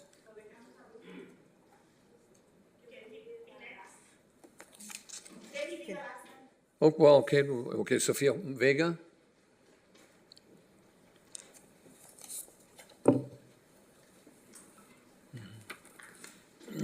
Good evening, Sofia Vega from Southwinds neighborhood. I was concerned that we couldn't find any devices. You know, you have 2 translators, interpreters, and we couldn't find devices like they used to be accessible. We have a translator here. Yes, we do. Okay. But the devices weren't easily available there. But we now know to ask the clerk for them. As to before, they were accessible there in the box, and you would pick one up, turn it on, and so on. Good point, Anyway, regarding the Del Playa Motel Inn, I hope that when the project is submitted, that all those comments that were given in the INCO meeting, in the housing community workshop that they held, and the neighborhood meeting, that those comments can be accessible to you. There are a lot of questions regarding parking, safety, the ratio between staff and those living there. You know, there was a question about, well, what about the farm workers? Would they be allowed to some housing available for them? I know that it's still in the works of, as it seemed that it's still in the works of being developed and so on, so that some things are more concrete and clear to the residents when they're presented with this project. Considering the situation that we have with parking, considering that in the parking area that Del Playa has right now, that will be a center. Will parking be provided for them already? There's a lot of things that still need to be figured out, and hopefully we can get some response before they continue moving with this project. So there's a lot of things that I really hope that you look into or inquire with the housing director, Emilio. And we definitely want to make sure that those concerns are addressed, the questions that were asked at the INCO meeting, and all the other meetings that were held. And as you know, I mean, yes, parking is an issue in the entire city, but do you want to put more problems, add more to the problem already, instead of alleviating what we already have there? And I want to make use of the time also. The screening process, all of that for them to be able to know. And there was that one comment that a person said regarding being a farm worker, and there was a light sense of hope that they would be offered. But again, the legal status, what will their family size have to be, that sort of thing. So if anything, and if there's a possibility of providing housing, well, will there be housing for farm workers too? So there's definitely more work to do as far as making sure that this project is something that would benefit not only the homeless, but also the neighborhood where it's going to be located. Thank you. Thank you. Sophia, you identify, you're the neighborhood council chair. I think you didn't identify that. It carries more weight if you do. Can you identify it? Are you the new chair? I have been for several Oh, years. okay. Yes, I am the neighborhood chair. For Southwind's neighborhood, correct? Yes, correct. Thank you. Thank you so much. Okay, Daniel Juarez. Or Danielle? Can you please spell the next person? Oh, that's the last one. So where's Mr. Juarez here today?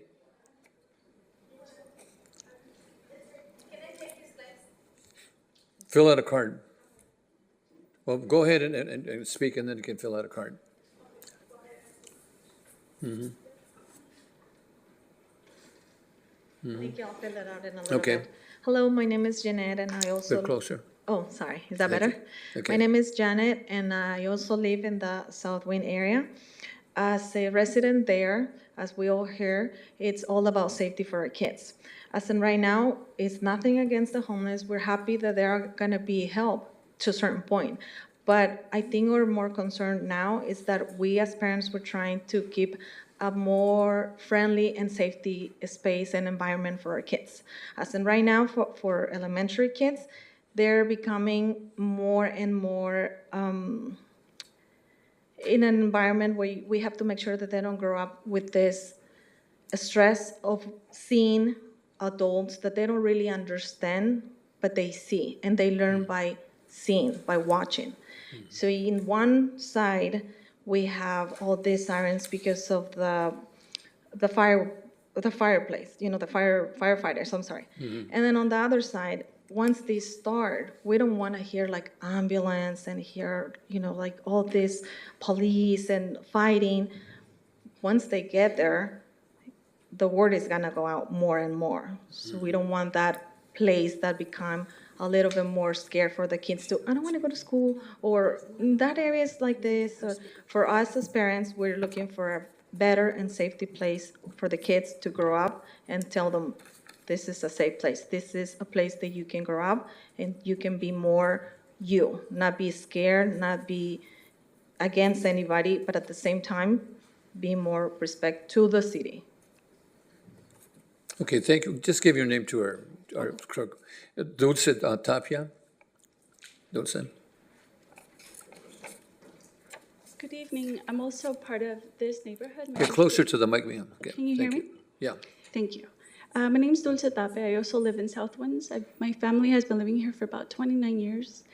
And in that time, our neighborhood has been neglected from the city, to be honest. We don't really have any resources. There's a lot of gangs. May I get closer to the mic? There's a Okay. lot of gangs. Ah, there we go. Sorry, I have been told soft-spoken. We have a gang issue. They sell a lot of drugs in one of the streets. So I feel like this project doesn't bring anything positive to our community. I understand there's a homelessness problem in the whole country. What the director of this project has failed to do, though, is, from what I understand, you should be able to do a cost-benefit analysis. I don't know a benefit that this is going to bring to my community. What are the externalities, the positive ones, the negative ones? Have you guys looked into that? I haven't seen it. He came into our community, put a meeting together, and said, oh, I already applied for this money to come in. It still needs to be approved by the city, city council, etc. He never, at any point, has anyone come and said, do you guys want this? What do you guys need? There's a huge gag problem. What this is going to do is create a source for them to sell more drugs to other people that shouldn't be getting them in the first place. So no, I would like for you to reconsider this project. And if anything, we need parks. We need a better park. We need community resources. We need school programs for the kids. So instead of going into gangs, they can go to college, they can go to trade schools, they can become positive members of our community. This is what we need. We don't need any more problems in our community. Thank you. Thank you. So Sophia, you're the chair.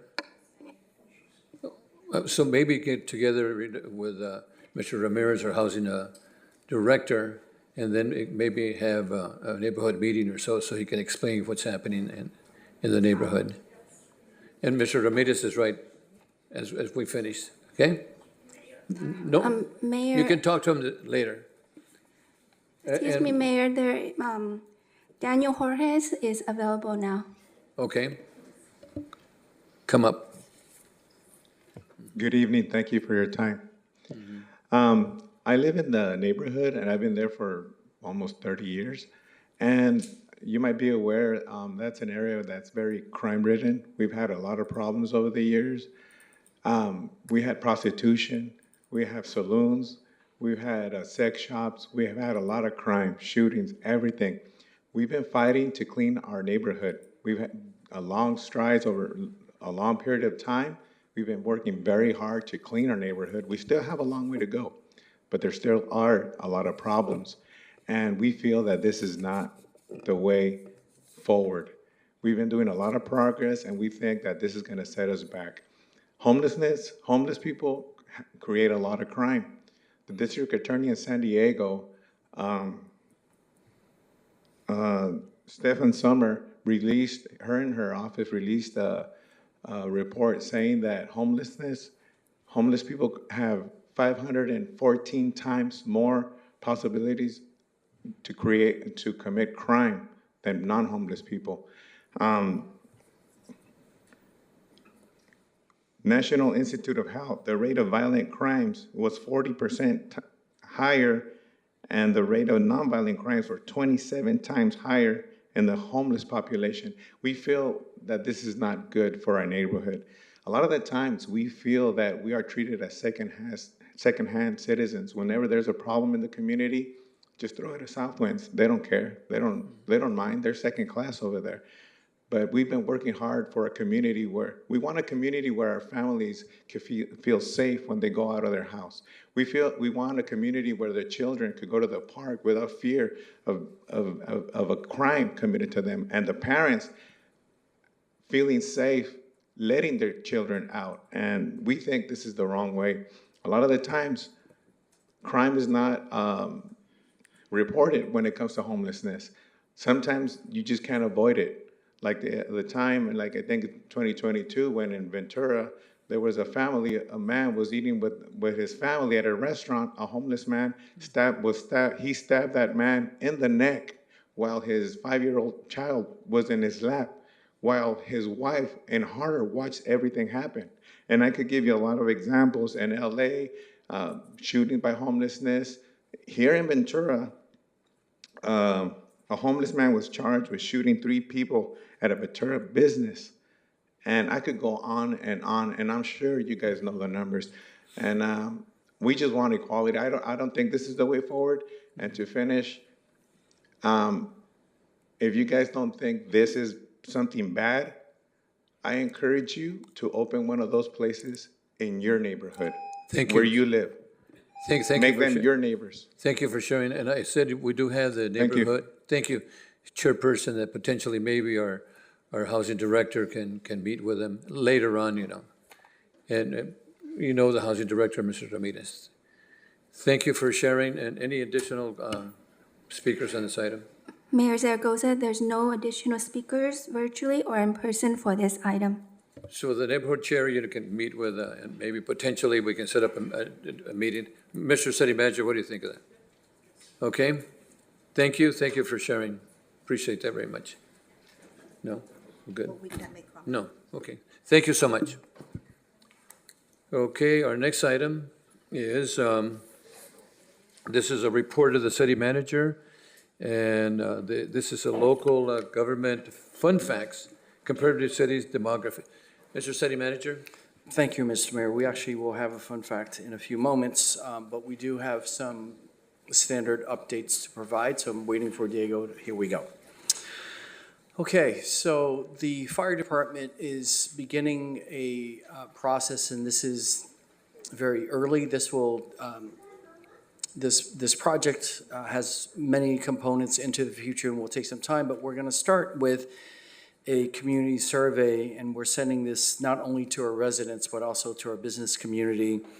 We just want to get a updated baseline to have an understanding of where our community is with regard to people's individual and family disaster preparedness, awareness, knowledge, as well as any sort of proactive steps people have taken so that we can find a new way, a better way to figure out how to get our residents and our businesses genuinely prepared in the event of a major disaster. I'm very, very focused on doing this work because it just never ceases to disappoint me to look at the statistics and the information across California, a state that has a lot of experience, certainly with earthquakes, and in recent years more and more with wildfires, to find that the programs that we put together to encourage people to be prepared really, for various reasons, don't translate into actual preparedness. So we need to find a new model and a new way to do this. So we strongly encourage people. It's a very, very, very short survey. Encourage people to complete the survey to help us establish a baseline so we know where we are.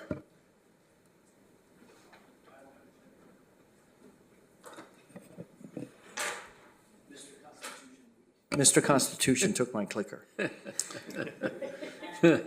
Okay, next, still working to get our free smoke detectors out to the community.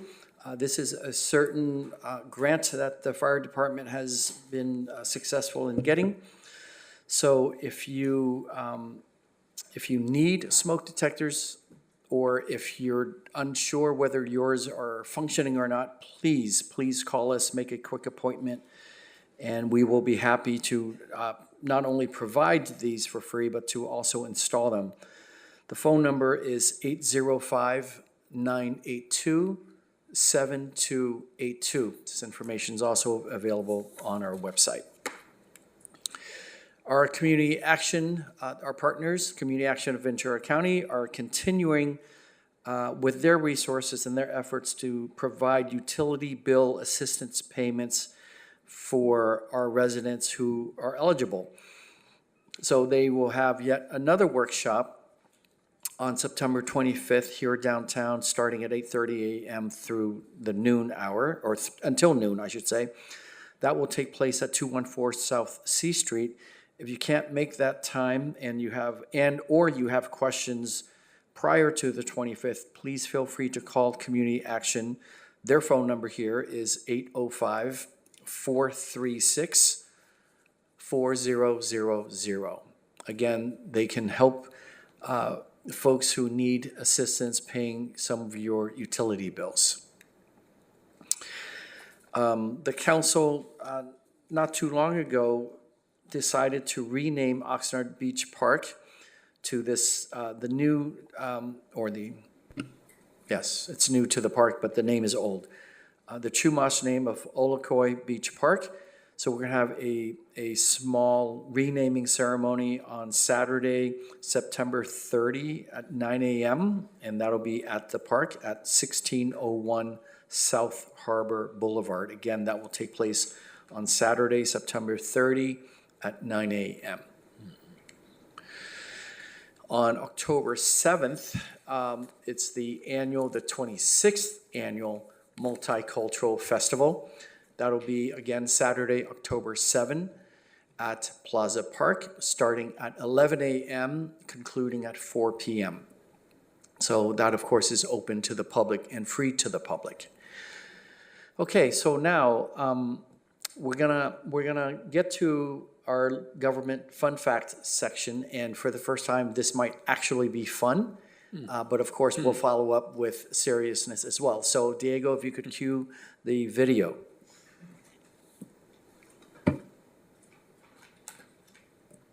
And you cannot tell me that you are not interested in this, because every summer people flock to see our infrastructure threatened by terrorists or aliens. But we should care just as much when it's under threat from the inevitable passage of time. The problem is, no one has made a blockbuster movie about the importance of routine maintenance and repair. Or they hadn't. Until now.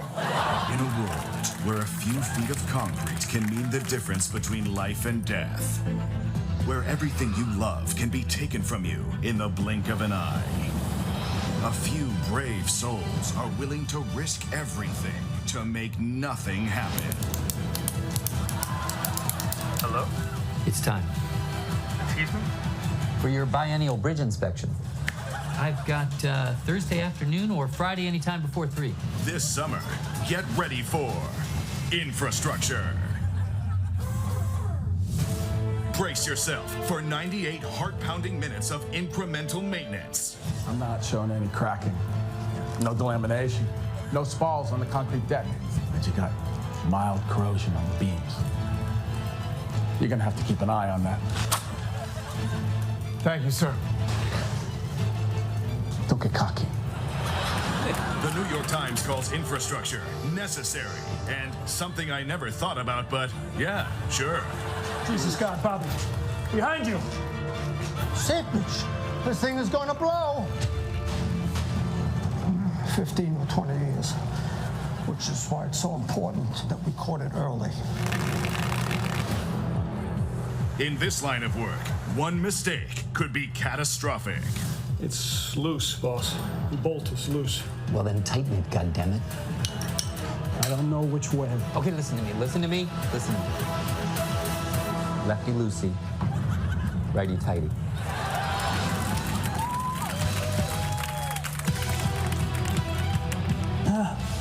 Talk to me, what's going on? It's good. Rolling Stone says nothing happens, and that's probably for the best. I came here to chew bubblegum and inspect bridges. You want to see terrible puns about engineering you don't fully understand? Looks like somebody needs to get their ducks in a row. You want to see 20-minute monologues on the structural integrity of girders? I'm ordering uniaxial tests of the slab transverse to the deck corrugations with additional reinforcement and tension tests of the support fastener connections between the deck and the girders. You want more thrilling routine maintenance than you can handle? They used PVC piping when they should have used CPVC piping. God help us. You want to see infrastructure. Featuring an all-star cast, plus two-time Academy Award nominee Edward Norton. Sorry, three-time Academy Award nominee Edward Norton. And introducing, as the chief, Steve Buscemi. I'm the best dam inspector in the business, and I'm here to inspect this dam. Ladies and gentlemen, it's the health, safety, and welfare of the residents of Oxnard. Coming summer 2015. Infrastructure. If anything exciting happens, we've done it wrong. Okay, Councilmember. Sausage sandwich? Of course. And you cannot... So, that was fun. Infrastructure, of course, is most of the time invisible to the general public. We see stories, year after year about bridges collapsing and things like that happening, not just across this country, but all over the world. So we, of course, take our infrastructure very seriously. And with that, I'm going to ask our Public Works Director, Mr. Michael Wolf, just to come up here and give you a brief list of some of that infrastructure that we take for granted and don't even notice in many instances. Michael. Good evening, Mayor Pro Tem, members of the council, Michael Wolf, Director of Public Works. This will not be as entertaining as that video. As the city manager mentioned, so maybe not seen, so a lot of things underground, but also just kind of ignored because you use them on a day-to-day basis and maybe get reliant on them and really not pay attention. So those are some of the things that I could talk about. We talk about our bridges. We're doing some construction work on a couple bridges there over the Channel Islands. So we actually own quite a bit of bridges. We have all of our street segments, close to 400 miles of streets that we maintain. It's actually in our last report about $1 billion worth of streets if we had to replace them all. So a very significant amount of money involved in that asset. And normally for a city, that's the largest asset that they actually own. Here in Oxnard, we actually have two that probably are comparable to that, which is our water and our wastewater infrastructures. We have a regional wastewater treatment plant plus all of the underground piping that you don't see. Our water distribution system is mostly underground. Again, sight unseen, if you will. A lot of our facilities in our water distribution system are mechanical, electrical, so quite a bit of costly pumps and motors. We also have things that maybe, again, get kind of ignored. Our sidewalks, our storm drain system. The city of Oxnard, we don't actually maintain all of the storm drain in the city. Some of them are regional, so some are maintained by the county, but storm drain systems, traffic signals and controllers, quite a bit of infrastructure is related to traffic signals and controllers. Our signs, you can imagine that every single street we have traffic control signs or some regulatory or informational signs. And then things that we own some of our streetlights. They're not all owned by Edison. We have landscaping, we have park playgrounds, sports fields. We have parking lots that we maintain.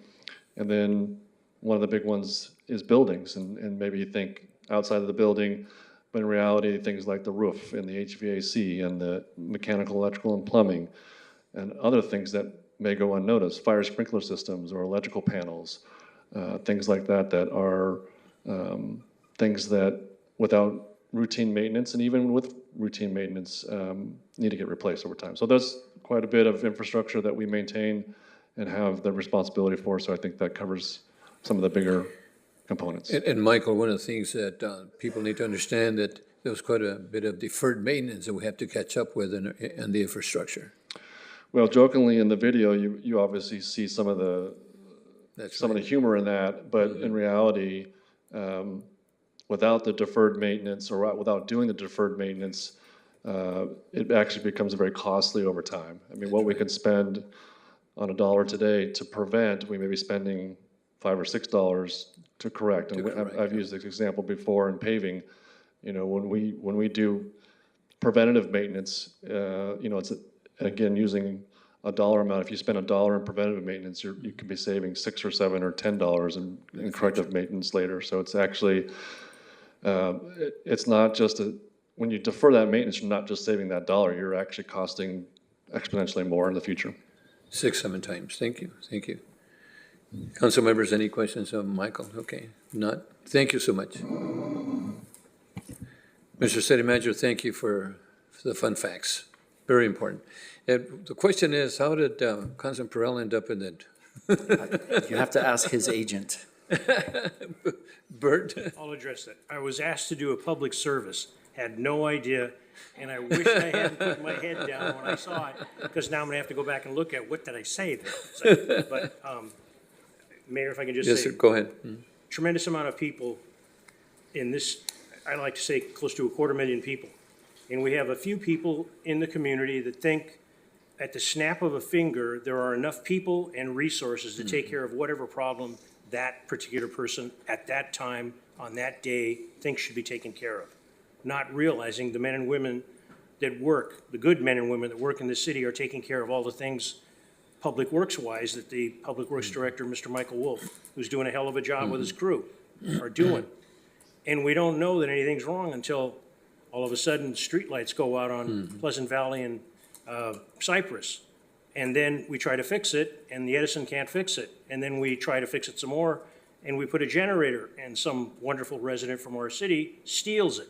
Those kinds of things do not help our city. The residents and the things that, and this is not a political speech, this is just facts. The people that spoke for Southwinds, the reason I questioned the lady that was the chair, she's been doing this for a long time. I have an affinity for South Winds. Ventura Fernandez was the gentleman's name. I will work with the representative from South Winds or any other buddy. One of the things that happens in that neighborhood, they're correct, there is a crime problem, but there are crime problems in other parts of the city. But one thing that is very obvious, anybody that drives through South Winds, the management of those apartments do not have or will not pay for more frequent trash pickups. And when you see the condition that those people have to live in because the management is allowed to do that, one problem leads to another. It's what they call a broken window scenario. I think that's what it's called. Public Works is doing a heck of a job.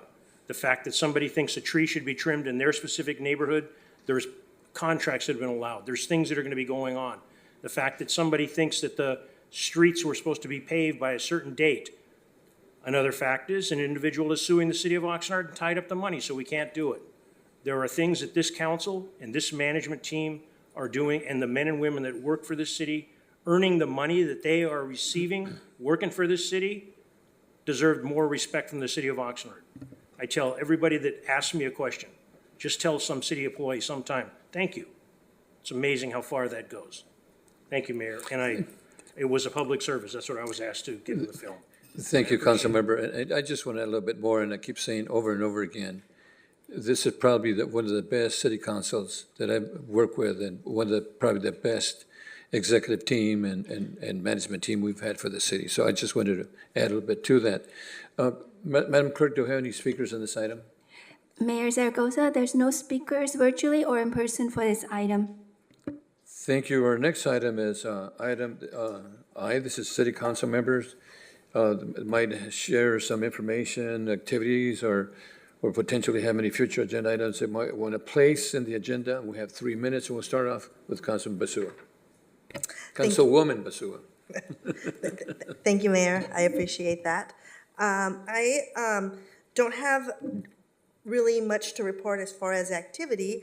I unfortunately did miss a lot of stuff last week because I was out of town for work. So I missed the Carmen Memorial ceremony out here and the Del Sol grand opening. So I was at work, so I was unable to make it. But I do want to address the South Wings neighborhood in regards to the Del Playa Inn. As you know, I represent the entire city, but I am the representative for District 5. And maybe about a year ago, and staff can correct me if I'm wrong, I came to staff and I said, I am requesting that we look into having some kind of homeless services in the south of Oxnard. I was the one that made that request. I drive by Wainimi Road every single day. We have homeless continuously in that area. They are in the neighborhood. And I have also been privileged to see some of the shelters that Mercy House has put on with their security and the services that they provide. My thought process when I asked was, well, if I can get something in the south end of Oxnard with the kind of security that I've been seeing, maybe we can get a better grasp of this. And this was my request. This came from me. And I own it, and I want to take entire ownership about this. But staff has been great. Staff, Emilio has told me, hey, we have this, and that. But that was what I saw. Driving down Wainimi Road, we have the homeless down on Perkins. We have them down at McWayne. They're there. So the purpose was, they're there, let's house them, and at the same time, bring in the resources and the kind of security that I've seen that these programs can do. That was my intent. I'm asking staff, and that is still my intent, by the way. I'm not backing down from this. I feel that we can even make that South Winds neighborhood better than what it is. And I am requesting staff to continue with this process, but I want to be included now. I think it's very important that as a council member, we put a face to this and that take full responsibility for this, because this is something that did come from me. It wasn't something that Emilio or Alex or anybody else said, you know what, we were gonna put it here. I asked for something. It didn't have to be in District 5, it didn't have to be in District 6. At some point, they were looking at something right across from my house. I was like, let's do it. Because I'm going to, really own it, and I don't wanna hear not in my backyard.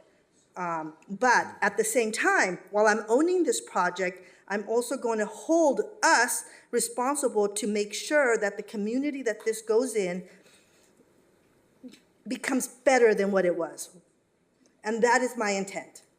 And if it's not, we're going to address it, we're going to work with it, and we are going to be better. But in no way do I want to make sure that the South Wings neighborhood understands that I don't want this to be detrimental to them. That was never the intent. So your intent right now is to go ahead and meet with the folks and you and Mr. Ramirez? Yes, and Mayor, if anybody of my council members, Councilmember Venezuela, anybody want to join me in this, please do. My intent is to do good for the community and not do bad.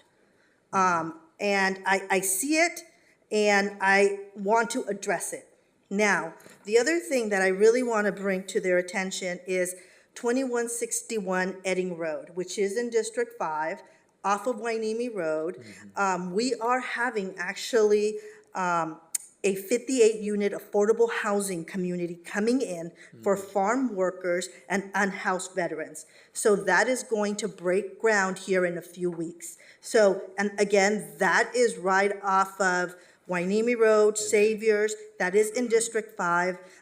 We are paying attention. We understand the need for farm work housing, and we are doing everything in our power to be able to bring this to the community. And yes, south of Oxnard needs it, and it's my intent to continue to work with staff, with the residents, to be able to give them a community that they're proud of, but most of all, that they're safe.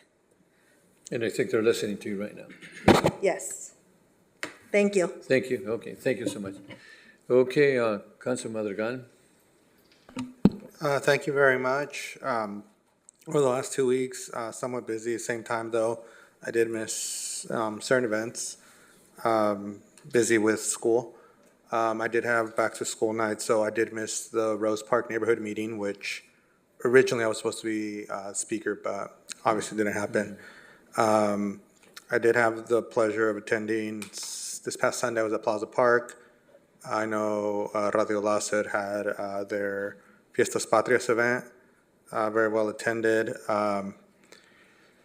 And yesterday, weirdly, I think I ended up having an unofficial neighborhood meeting.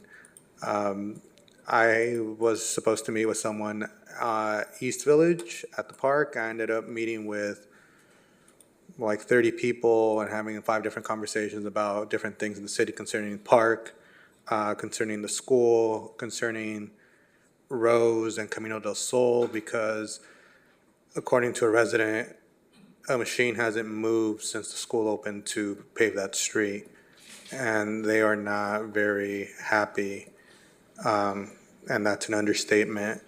And then, fireworks on turf, with the time change coming up, lights in parks, and a wide variety of issues. They did get very difficult, and they are going to go to the school districts, because it's not just one, but those very funny joint use agreements that we always sign off on, but nothing's actually given to the residents as being able to use spaces for the community. So that was one variety of different aspects of it.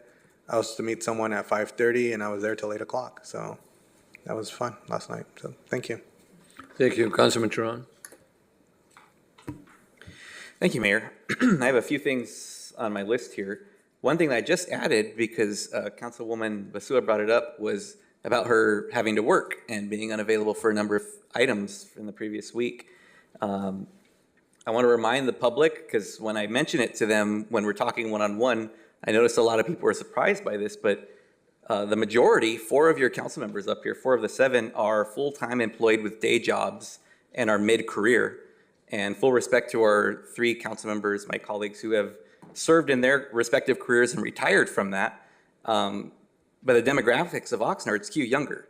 And so they certainly have insight in their experience to serve the community. But when you look at a reflection of the community, folks who are reflective of that demographic, including working age or mid-career folks, certainly have a pulse and another perspective that they can bring to the council. So thank you for reminding me of that. And sometimes I'll message people and say, sorry, I'm just now getting back to you at 11 o'clock at night, but I just got finished with my day job work. So, all right.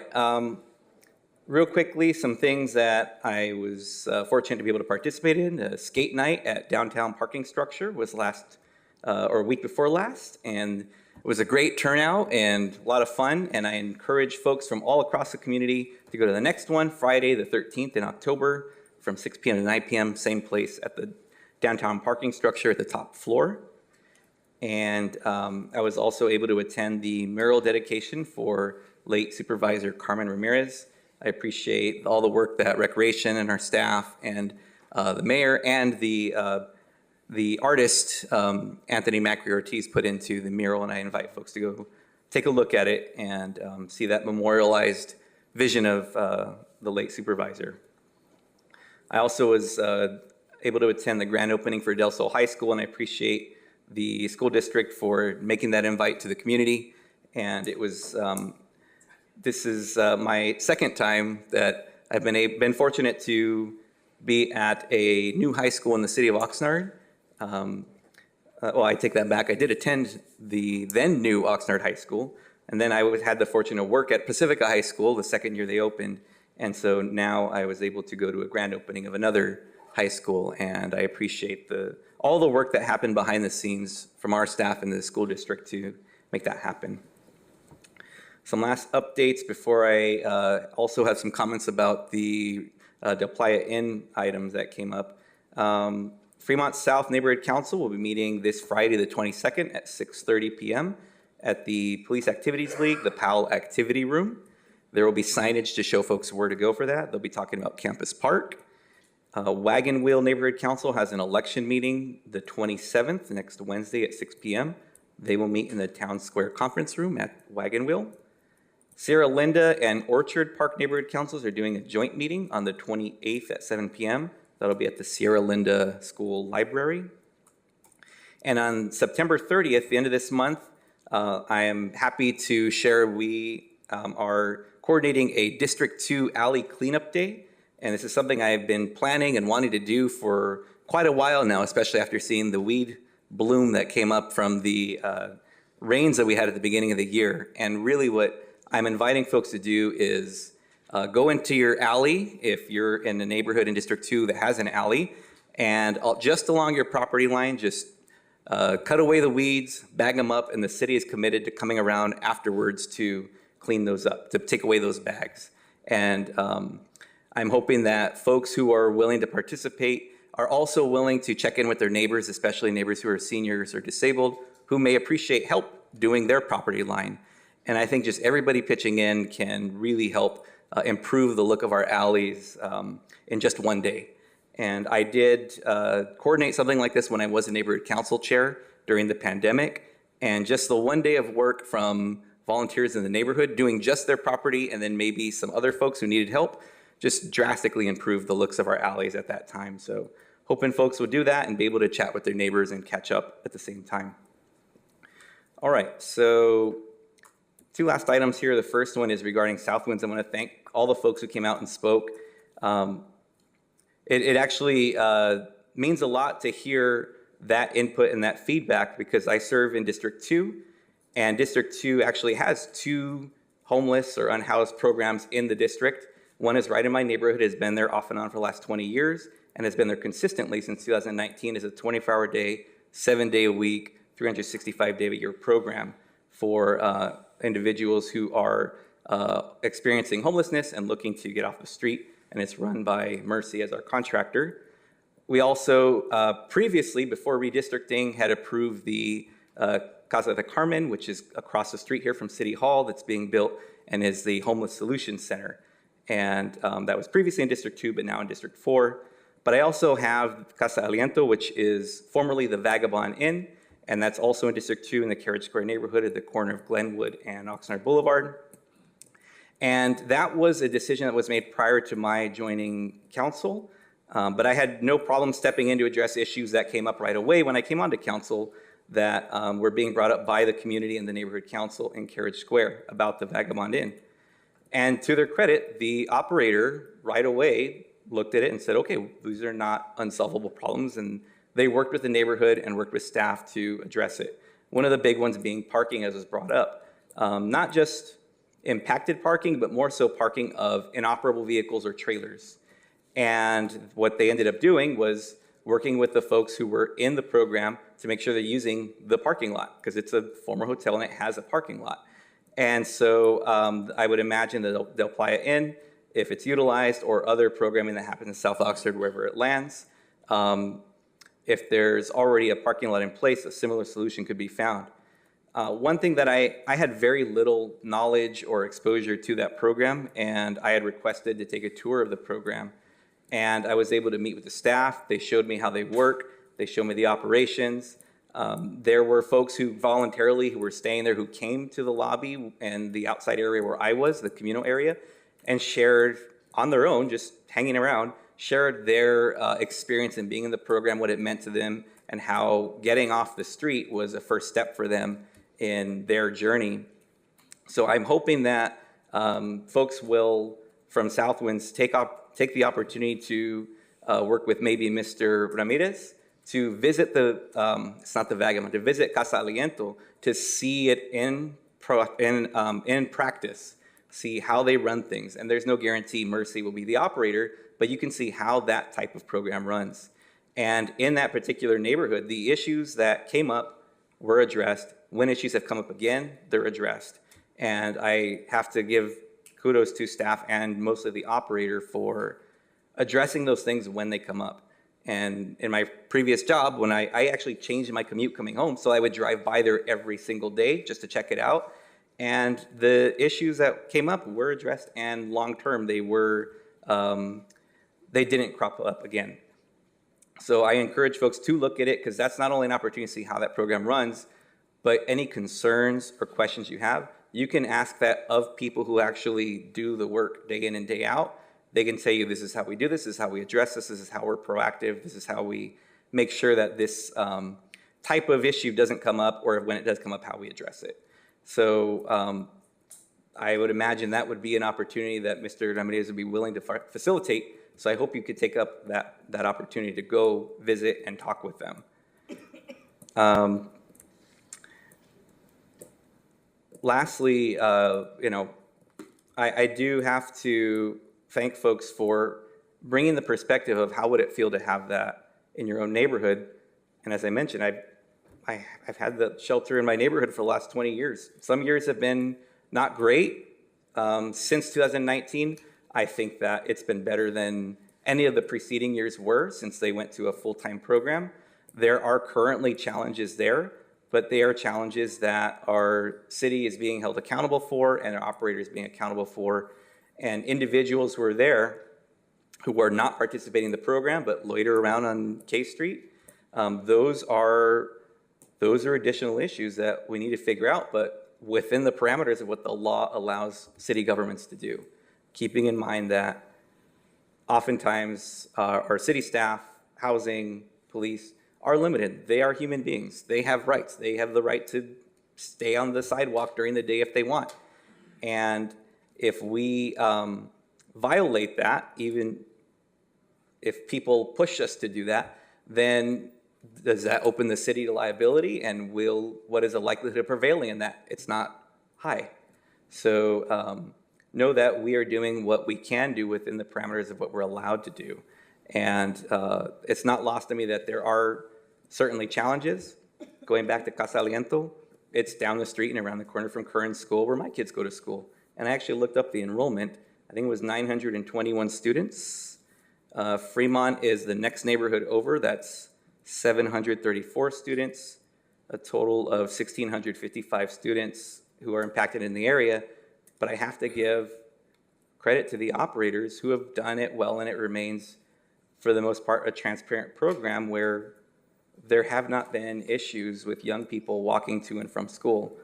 I walk my kids to school every single day, and I have to believe that if we've experienced success and addressed challenges here, we can do it elsewhere as well. And as Councilwoman Basua said, there's folks who are already there, and I'd rather they be housed than be in the streets, especially those who want to get off the streets but need the opportunity to do so. All right, last comment. On Monday, the 11th of September, there was an incident that happened in the city regarding a subject who had barricaded themselves in their apartment and had started a small fire. And that was something that it came out on social media. I think that it was in the print media as well.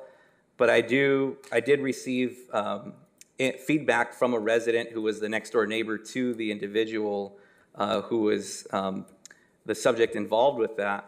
And she asked that I share these comments. And her name was Miss Jacqueline Bull. And this is quoting, she told me, OPD was fantastic. I heard the surrender and the arrest right outside my front door.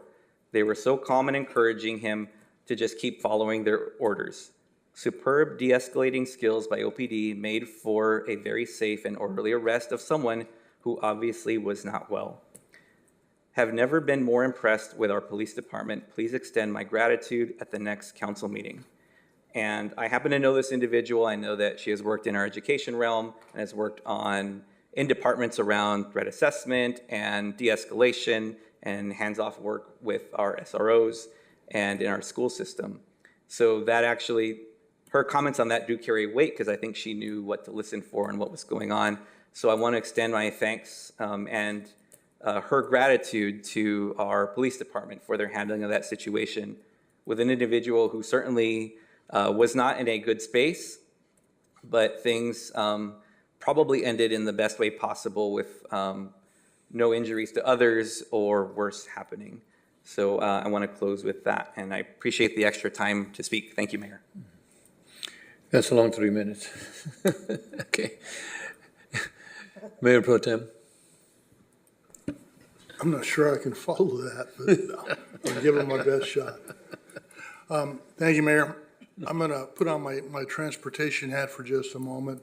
Both Gold Coast Transportation, which I sit on the board, and Ventura County Transportation Commission, which I sit on the board, are continuing our Students Ride for Free program.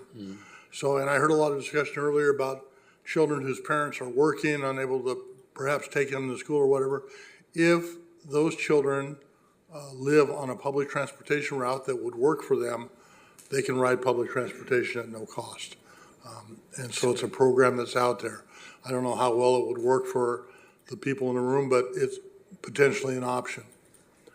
At the end of the month, they're doing the renaming of Oxnard State Beach Park to Olacoy Park. I was able to participate in that process on the very periphery. It was very interesting. I think it's an excellent approach to paying homage and honor to people that were here long before most of us, and they deserve some recognition. So I think it's going to be very, very interesting. And there's a lot of rich history with the Chumash people. So I would encourage you to go to the park on that morning if you get a chance. And I had a couple other things, but I'm having a senior moment, so I will say that concludes my remarks at this point. Councilman Perola. Thank you very much. Thank you. I'd like to thank the people that spoke at public comment. Just an update on the different things that I've attended. I've attended as a representative for the City of Oxnard and the Clean Power Group, the Ventura Council of Governments, the Fox Canyon Groundwater Management Agency, and the Ventura Regional Sanitation District. I would like to, I believe that I'm correct. I'd like to follow up a little bit on what Councilman Turan said with respect to the recent incident. What I read in the paper was an individual started a fire, and then there were gunshots from that same residence, and the fire department were there. With what happened in Palmdale, the senseless murder of a police officer in a cowardly act, the kinds of things that our public safety people face every day, and we have people that want to do away with police, do away with, et cetera. My point in bringing up and adding the gunfire at Oxnard, this could have been an entirely different thing. A lot of credit goes to the public safety. The first people that showed up to put out a fire and face gunfire, and then the police department to de-escalate it and take the guy in without any harm to him or any public safety individuals. That's a big deal. That's a big deal. I'm lucky to live in the city of Oxnard, real lucky. Because one thing that happens in closed session, I attend BICEP, Big City Insurance Policies, and I, along with another member of the city staff, we get to listen to the various cases, and they will scare the hell out of you what happens in other cities. We're very lucky to live here and have the quality of people that work here. And when we have somebody who's a bad apple, they don't work here anymore. With that, I'd like to just say that on the South Winds neighborhood, I know a couple of the people that spoke personally. I know that they're very passionate. I'm very passionate about following up Ventura Fernandez, who was the first chair I ever met that did anything. And the history of that was he was a member of the South Winds neighborhood who went to bat for South Bank. There'd never been an issue that I ever heard of before in my living in Oxnard, where residents from the south of Oxnard went to bat for the residents in the north Oxnard. Ventura Fernandez did. That's my affinity to the South Winds. The housing issue, the homeless issue, I trust the city staff. But I do not trust the landlords that operate there. I have been there with our current city manager and the police department, asking the public about a 13-year-old kid that was killed, for people to step up. The fear in that neighborhood is palpable. You can feel it. You can touch it. It's got to change. I'm not knocking the police department. Things have got to change. And the first thing that's got to change is the people that live there. Tonight is a fantastic example of a neighborhood council standing up and speaking. We haven't had that here for a long, long time. That's a big deal.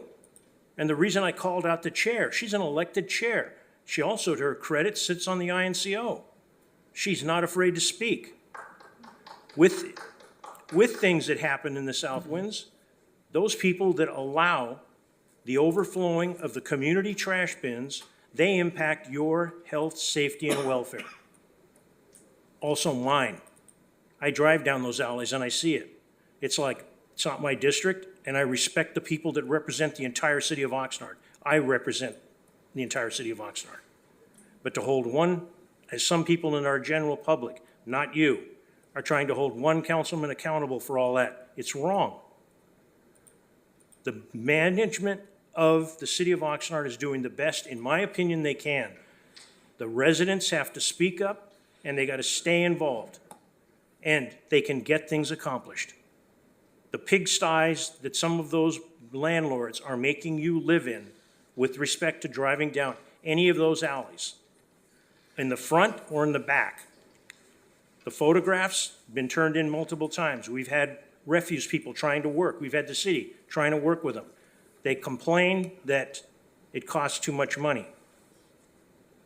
I haven't heard of them giving free rent. You're paying rent. In your rent, they charge and include the trash pickup. It's got to be better. There's areas in my district where the alleys are bad. I continually call them in. There's areas in other council members' districts, the alleys are in, bad. I call them in. Doesn't make me a good councilman or a bad councilman. It's just doing my job. Whether I have a full-time job or a retired job. We ran for the job knowing what was involved. Some did, some didn't, but you learn real quick. With that, I'd like to say the City of Oxnard general manager is having council meetings, and he attends council meetings, and the public can find out what's going on and various things in the City of Oxnard. Thursday, this coming Thursday, the 21st at 6:30, via a Zoom meeting, the Dunes Neighborhood Council will have the city manager there giving a presentation.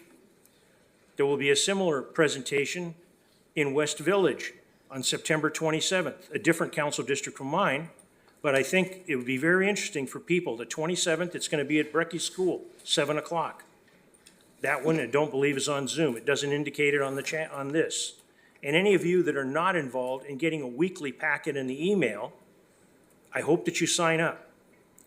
One thing that was mentioned at the very beginning of this meeting about the libraries, I didn't know how to do any damned email. I didn't know any of that stuff. I could barely work a cell phone. I learned at the library. If you don't know how to do email, you can learn at the library, our library. There's going to be another meeting where the city manager makes a presentation via Marina, that's in my district, on October 11th, 6:30 at Kristen McAuliffe School. There'll be another one where the police chief and the city manager will be speaking at the Cal Giesler neighborhood, October 16th. There'll be another one at the Rio Lindo Neighborhood Council. City manager speaking again on the issues of the city of Oxnard, 7 o'clock at the Rio Lindo School cafeteria. And two other things that I'd like to, I mentioned a little bit, highlight. This Saturday in the library at 12 o'clock, the Oxnard Library, the main one on A Street. Buddy Gibson presents History of Motown Music in Ventura County, Tortilla Flats. If you don't know about Tortilla Flats, I suggest you go and listen and learn. A tremendous bit of history for Ventura County. And beyond, 12 noon. I know Mr. Gibson. He puts on a terrific show. Informational, no BS. And the last, I mentioned this at Public Works and I told the mayor maybe I went a little bit too far. The city of Oxnard is having a free pickup day, not a pickup, beg your pardon. The city of Oxnard is having a free day at their refuse facility Saturday, November 18th, 8 a.m. to 2 p.m., rain or shine, whatever trash you've got. Ladies and gentlemen, one thing, yes, I am retired, but I do have the opportunity to drive around like anybody else. And when I see things dumped, I call 311. The things that are dumped in this city, we're not getting people coming from Camarillo or Ventura to dump stuff in the city of Oxnard. These are your neighbors. If you see something, say something. 311 works. Take a picture if you see something. Don't put yourself in harm's way. But this has got to stop. We have the best way to describe it. All of the alleys that are being cleaned, all of the work that's being done, all the stuff that's being done by the city of Oxnard staff. Give it 48 hours and the stuff is put back in the alley. We have trained the residents, they don't need to go to the dump. They don't need to pay. Just dump it in the alley and the city of Oxnard will pick it up. That comes out of, if you're a resident of Oxnard, that comes out of your pocket. The culture in Oxnard has got to change, and that's not a racial comment. That's a matter of how people live. This is a great city. I don't want to go anywhere else. But things have got to change because there's not enough men and women to pick up the trash for somebody else, and there's not enough men and women to continually turn the other way and not see what's going on and make a phone call to help ourselves. My hats are off to every one of the individuals that came from South Winds and spoke. I believe that's everything I've got to say. And I forgot to say it when we have our moment of silence. The cowardly act of the young guy, 30 years old. I was 30 years a long time ago. Just got engaged and murdered in Palmdale. I hope we close the meeting with a moment of silence for that person. Thank you. Councilman Venezuelan? Yes. Thank you very much to the Southwind residents for coming out today. I apologize for not being able to make the past week and a half. I was out for some medical reasons, but I'm looking forward to touching base with Chair Vega and the rest of the Southwind residents, and with our housing director, Emilio, regarding the Del Playa Inn. Ultimately, someone I too, like Councilmember Basua, drive by J Street and Wangme Road every single day to get to work, day and night. And, I do recognize there is a unhoused population throughout South Oxnard overall.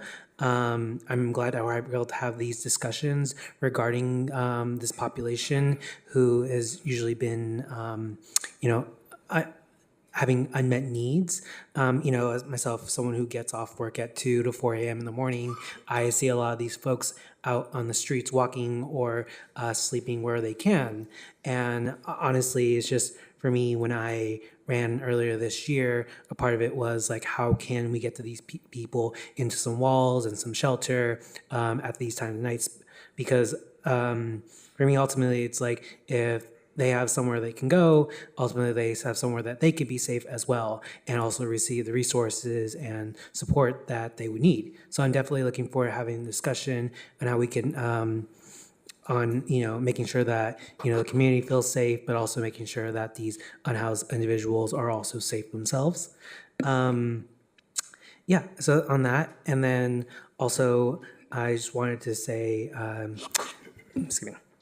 In regards to the book, thank you, Mayor, City Manager Nguyen, for giving us the book. I really enjoyed it. Fortunately, I still think of the Meter Maids of New York. That was not a happy chapter overall, but definitely happy with the discussions we're gonna have in regards to parking and housing in the near future for the city. And I think as Councilmember Perello mentioned about the having unmet trash pickup needs in Southwinds. I think I brought that up a couple months ago. I need to follow up with City Attorney Fisher when he returns about some way we can mitigate the issue in regards to it, so that way our residents are not seeing trash over the place. Yeah, thank you. Thank you so much. I just want to share a couple of words that I'm not going to reiterate everything that was shared by the council members because I had the opportunity to attend most of the events and each council member attended. But I do want to share that I'm very happy that the Southwind neighborhood is here. And I think it's really important, as mentioned by the councilwoman, that we need to meet with the folks here in Southwind. So we need to have Mr. Ramirez go out there and explain to the people the importance of taking care of our children. I think taking care of our children is extremely, extremely important. To me, that means a lot. If a child's walking to school, that needs to be protected. If a mom and dad are going to the shopping center, they need to be protected. And also, it was shared, it's too bad that you cannot have a little child ride the bike in the street without having to be concerned. As far as homeless issues are concerned, it was mentioned by council members, we have that homeless issues throughout the city, in North Oxnard and South Oxnard and in North Oxnard, and we are working to house some of those individuals to help us with the homeless issue. But I think, Mr. Emilio, it's really important that you and the councilwoman, or even if you like, invite me, and I'll be happy to be there to attend those neighborhood meetings. But again, to the neighborhood councils, thank you for being here today. We listen to you. It's extremely important that we help you out. Thank you so much for being here today. Muchas gracias. Thank you. Okay. Mayor thank you. Zaragoza, Yes. we have one virtual public speaker. Okay, thank you. Okay. Caller with phone number ending in 3259, please press *6 to unmute and introduce yourself if you like, and you have 3 minutes. Thank you. This is Deirdre Frank. Can you hear me? Yes. Yes. I'm calling to comment on the fact that any of you are even commenting on the Southwinds neighborhood appearing during what was public comment when we have an admonition prior to their speaking that the city council is not able to respond to public comment. In my opinion, not only as a resident, but as an attorney, I think your comments are inappropriate.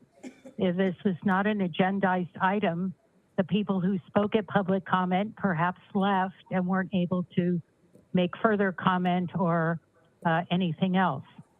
Secondly, I have an issue with Gabe Turan, Councilman Turan, speaking about his perceived facts or matters that he's heard, which is all hearsay, on a pending criminal matter. As much as the publicity may point to guilt or probable cause and all of that stuff, the criminal matter is pending, and the person is presumed innocent until proven guilty. And I don't think that our city council or actually any member of our government, other than reporting what they actually observed, which is not hearsay, is something that should be discussed, particularly in a public forum. As far as Council Member Perillo's comment about when he observes something that requires public action and he says, call 311, you don't call 311. We use the 311 app. And this is something that I'm hoping, with all the discussion you had about the public libraries, that there be some outreach to encourage people to learn the 311 app, to know how to download it, learn how to take a picture, and learn how to post it. I appreciate the fact that in November there's going to be a free drop-off at our refuse center, but no one provided us with the address of the refuse center. I know where it is, but people listening don't know where it is. Maybe they don't. So it might be a good idea at the conclusion of this meeting or some other time that you start advertising where people can do free drop-offs. And I appreciate the efforts to encourage code compliance, to go out and cite property owners that are allowing dangerous conditions to exist on their private properties. Trash 15 collection, seconds. Overflowing trash containers prevent the flow of traffic through our alleys. So I think that's definitely something that should be pursued. Thank you very much. Thank you, and I'm sure that the BRF is over Camino del Sol and Del Norte, correct? Thank you. Thank you for that information. Any additional speakers? Madam Mayor Clerk? Zaragoza, we have no additional public speakers virtually or in person for this item. Thank you. Our next item is item J. This is a review of the consent agenda items, and we have 4 items for consent. Is there any council members that'd like to share any? Okay, let me see. I'd like to pull number 4. Pull number 4. Okay. I'm going to have comments regarding number 4. You have comments on number 4. Any other items? Okay, so let's go ahead and take comments on number 4. Go ahead.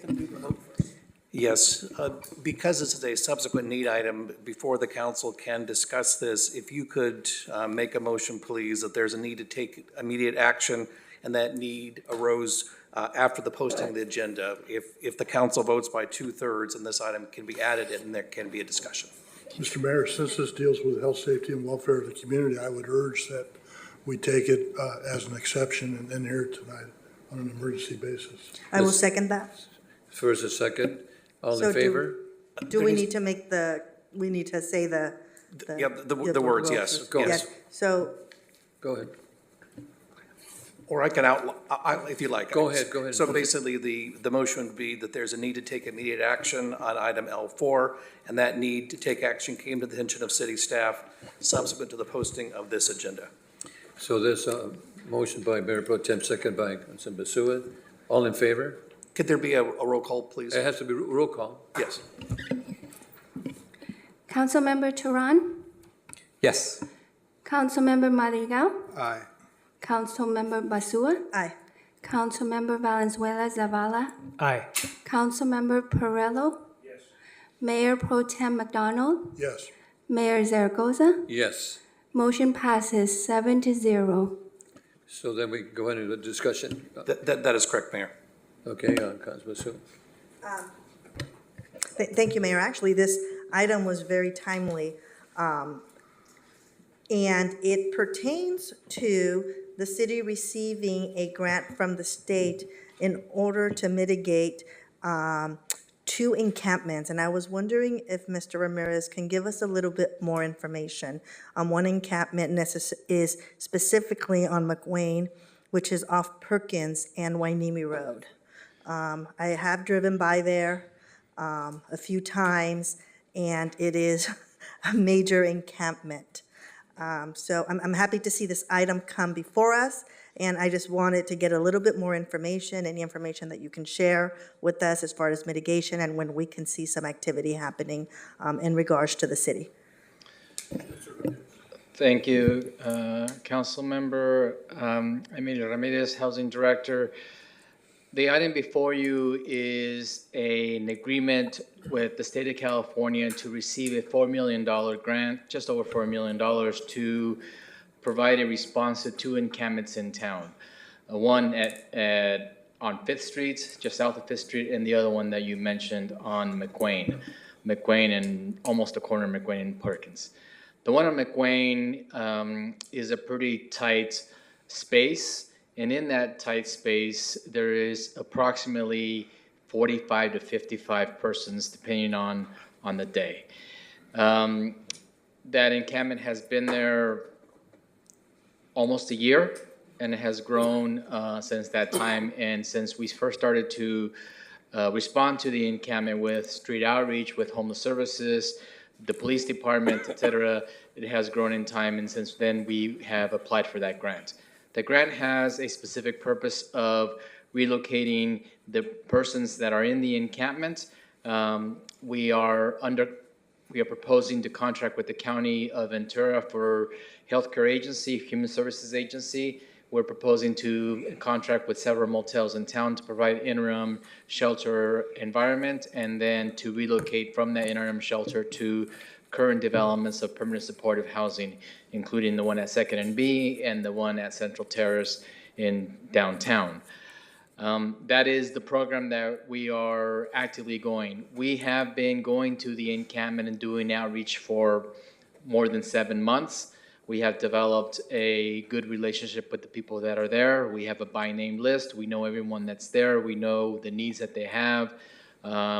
Together with my team, the service providers, the HLOs are moving forward.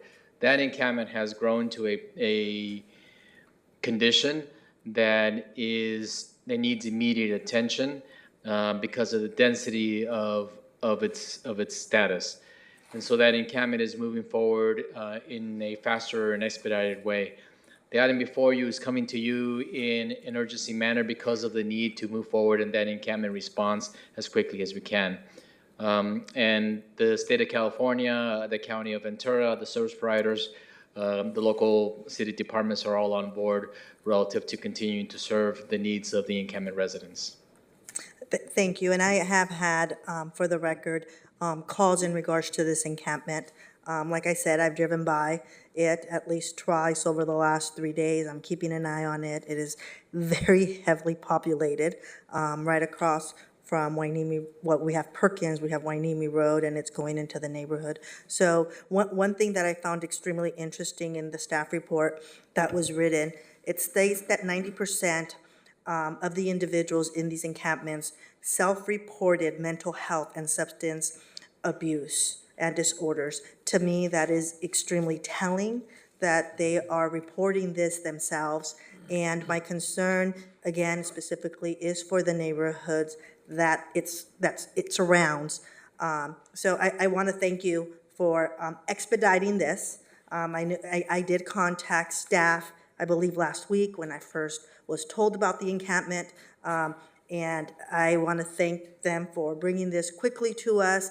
And I know the staff report says that you hope to do something by November. I'm going to cross my fingers and hope that it can be sooner, because it really does affect that area tremendously.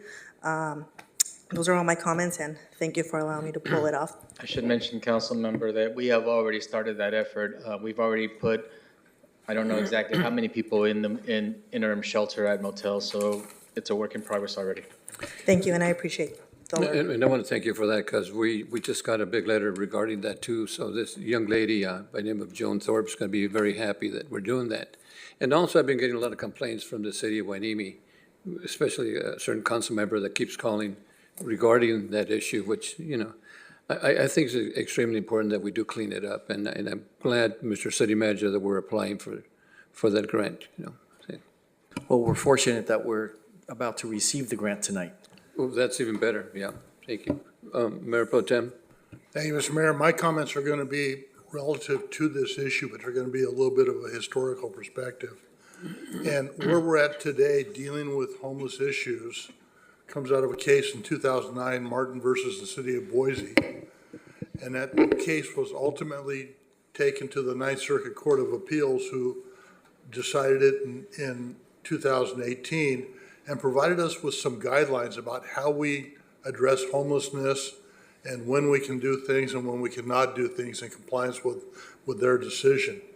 So in accordance to that case, our police department and our city attorney's office crafted a set of policies within this city that council voted on, created city ordinances designed to be consistent with the court decisions, yet allow police department, fire department to have tools, so to speak, to be able to address certain issues if necessary.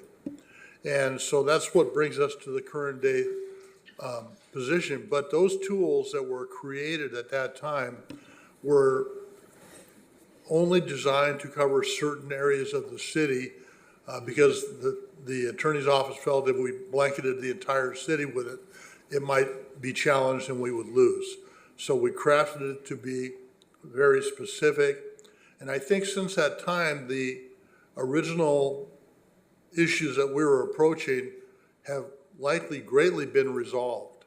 So what I'd like to do, and I need the concurrence of another council member to ask this, is I would like to ask that our police department, in cooperation with the city attorney's office, review the ordinances that are on file, the areas in which they apply, and come back to this council with recommendations of how to make sure those ordinances are the most modern and legally legitimate ordinances that we can utilize so that we can continue this work to try and address the issues that need to be addressed. I will second that motion.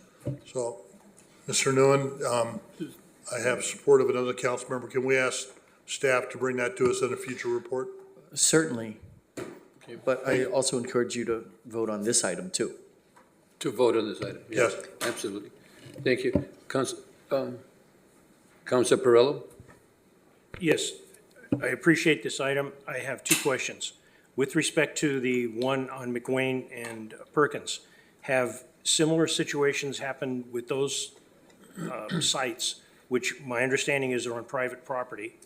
Have similar situations taken place there that have taken place on the Edison 5th Street, where there is apparently squatter rights claims and representatives for the homeless have filed some legal action? First of all, the encampment on McWayne is on public right-of-way. It's a road. It's McWayne Boulevard. It's an actual public right-of-way. The two encampments are different. The one that you're referring to south of 5th is more dispersed. There's a larger area, and it's similar in size, except for that it's less dense because there's more area. And there isn't anything. It's in an habitat area, if you will, versus this one is on a public right of way. So the one on 5th, in south of 5th, is on private property, and we now have permission from the private property owner to access and enter and provide the response that we are seeking to provide, both at the McWayne site and at the 5th and Harbor sites. Will the city be inserting itself in any legal action with the homeless people's rights and that private property owner? I want to avoid us getting in any more entanglements than we possibly have to. We are providing the same service in terms of relocating the persons into interim shelter and then permanent housing. We've already gained the permission of the private property owner to do exactly that and enter upon the property and provide that service that we're proposing in the encampment grant resolution. After this service is provided, is it going to be the city's responsibility to clean up the private property? I don't know that it's the city's responsibility. We will do it and likely bill the property owner for the work that we undertook. Thank you. Mr. City Attorney, on the item 4, do we have to vote on that individually or can we vote on all 4? It is up to the council if you wish to vote on this separately, or you can just vote on the entire consent calendar. Let's go vote. I haven't heard any separate discussion on the other 3 items, so I would make a motion, offer a motion to approve info consent 1 through 4. 1 through 4? I will second. And second, okay, we'll get a first by Mayor Pro Tem, second by Councilwoman Basua. Please vote, or can we vote, roll call? Is that On the 4? just 1 second? If we can pull item 3, there is a very minor change. I just want to state for the record, if you look on page 304 of your packet, this is for the omnibus ordinance under Part 6 near the top. Based on the context, it should read Section 2-136B as in boy. That is clear from the context, but just want to put that for the record. And with that, our office I would support the council's voting on all 4 items. With that correction? With that minor, it's a Scribner's error. Okay, so 1 to 4. Okay, so Mr. Mayor, I'll accept that modification in my motion. So we got a first by Mayor Pro Tem, second by Councilman Sue. Roll call, let's go ahead and roll call now. Councilmember Turan, Yes. Councilmember Madrigal, Aye. Councilwoman Basua, Aye. Councilmember Valenzuela Zavala, Aye. Councilmember Perrello, Mayor Pro Tem McDonald, Yes. Mayor Zaragoza. Yes. Motion passes 7-0. Thank you, thank you. Okay, so now we go into item M. And item M, this is a time and place set for a public hearing on item M1. Subject is planning and zoning, PZ, permit number 23-580-02. Zone text amendment ZTA to the existing regulations of commercial cannabis manufacturing, distribution, testing, retail dispensaries, creation of indoor commercial cannabis cultivation regulations. The recommendation of the City Council continue the notice of public hearing to October the 3rd, 2023 to the City Council. We start with the City Clerk certification of publication and any written communications of any. Madam Clerk? Mayor Zaragoza, there was a legal notice for this public hearing published in Vita newspaper on September 7, 2023. The City Clerk's office has received no written communications on this item. Thank you, Madam Clerk. Do any council members have any ex parte communications or other disclosures regarding this matter to be placed on the record? Council members? Perrello, I have had none. None? None. None? I had none. I've had none.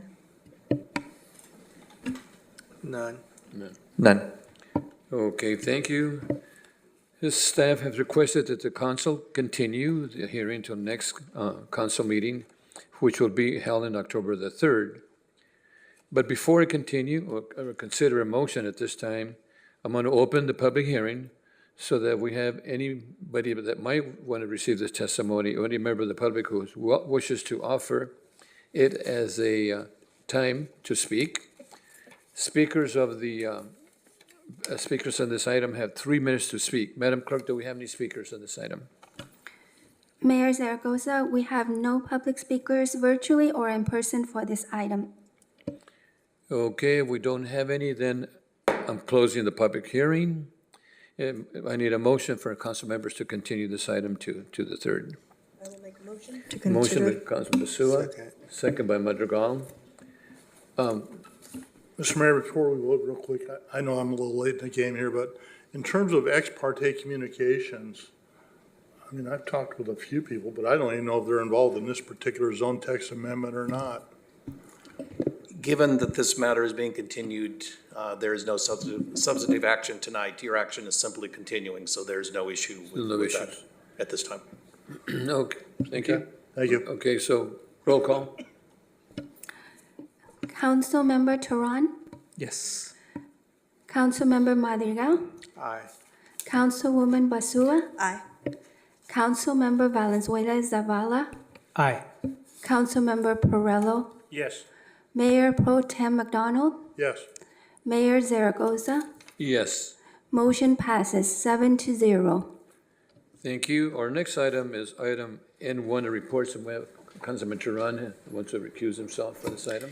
Yes, thank you, Mayor. For this item, because of a professional relationship that I have with the County of Ventura, I'll be recusing myself out of abundance of caution for a remote interest. So I won't participate in discussion or the vote.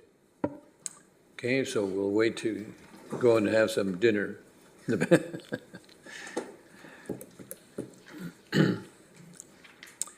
Okay, so this is a public works item. The County of Ventura funding agreement A8334 for Channel Islands Harbor Water Quality Remediation. Recommendation that City Council, one, approve and authorize the mayor to execute a funding agreement with the County of Ventura, wherein the county shall pay an amount of not to exceed $1,300,000 to the city for the portion of the water quality expenses at Channel Islands Harbor. And two, recognize that the 1.3 million funding is a contribution from the county to the general fund 101, and therefrom appropriate $300,000 for ARPA, Harbor Quality Feasibility Project G2232, in the amount of $1 million to the ARPA and Harbor Water Quality Mitigation Project M22113. And this item did not originate in committee and is a project previously approved by the City Council through the ARPA project selection process. And there was a pre-recorded item, Measure M, and we do have Mr. Michael Wolf for any additional questions. Council members?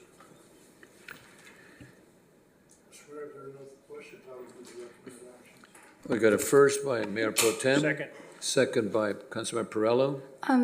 Mayor Zaragoza, Any speakers? we have one virtual speaker. Okay. Caller with phone number ending in 4282.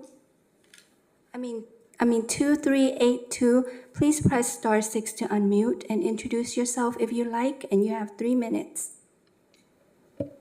Hi, my name is Debbie Mitchell, and I'm with the Channel Islands Waterfront Homeowners Association in Channel Islands Harbor. Thank you, Mayor Zaragoza, all city council members, Public Works, oh my God, and City Manager Alex Nguyen for following this through from start to finish to this point on the water quality in Channel Islands Harbor. This sounds simple, and yet the jurisdictions involved and all of the complications made this one of those infrastructure projects that is incredibly complicated under the surface. And thank you very much for working so hard with the volunteers in Channel Islands Harbor to try and get to the root causes and mitigate the problems with the water quality, because it's not just the harbor. That water and those pollutants have been going into the ocean directly prior to them being trapped in the harbor. So thank you very much, and just thank you for all of your hard work. Thank you. Madam Clerk, any additional speakers on this item? Mayor Zaragoza, there's no additional public speakers for this item virtually or in person. Okay, so we have first by Mayor Pro Tem, second by Councilman Perrello. Roll call. Councilmember Tehran, Councilmember Tehran is recused. Councilmember Madrigal. Aye. Councilmember Valenzuela Zavala. Aye. Councilmember Perrello. Yes. Councilwoman Basua. Aye. Mayor Pro Tem McDonald. Aye. Mayor Zaragoza. Aye. Motion passes 6-0 with Councilmember Tehran recused. Thank you. So let's call the councilman back to the dais.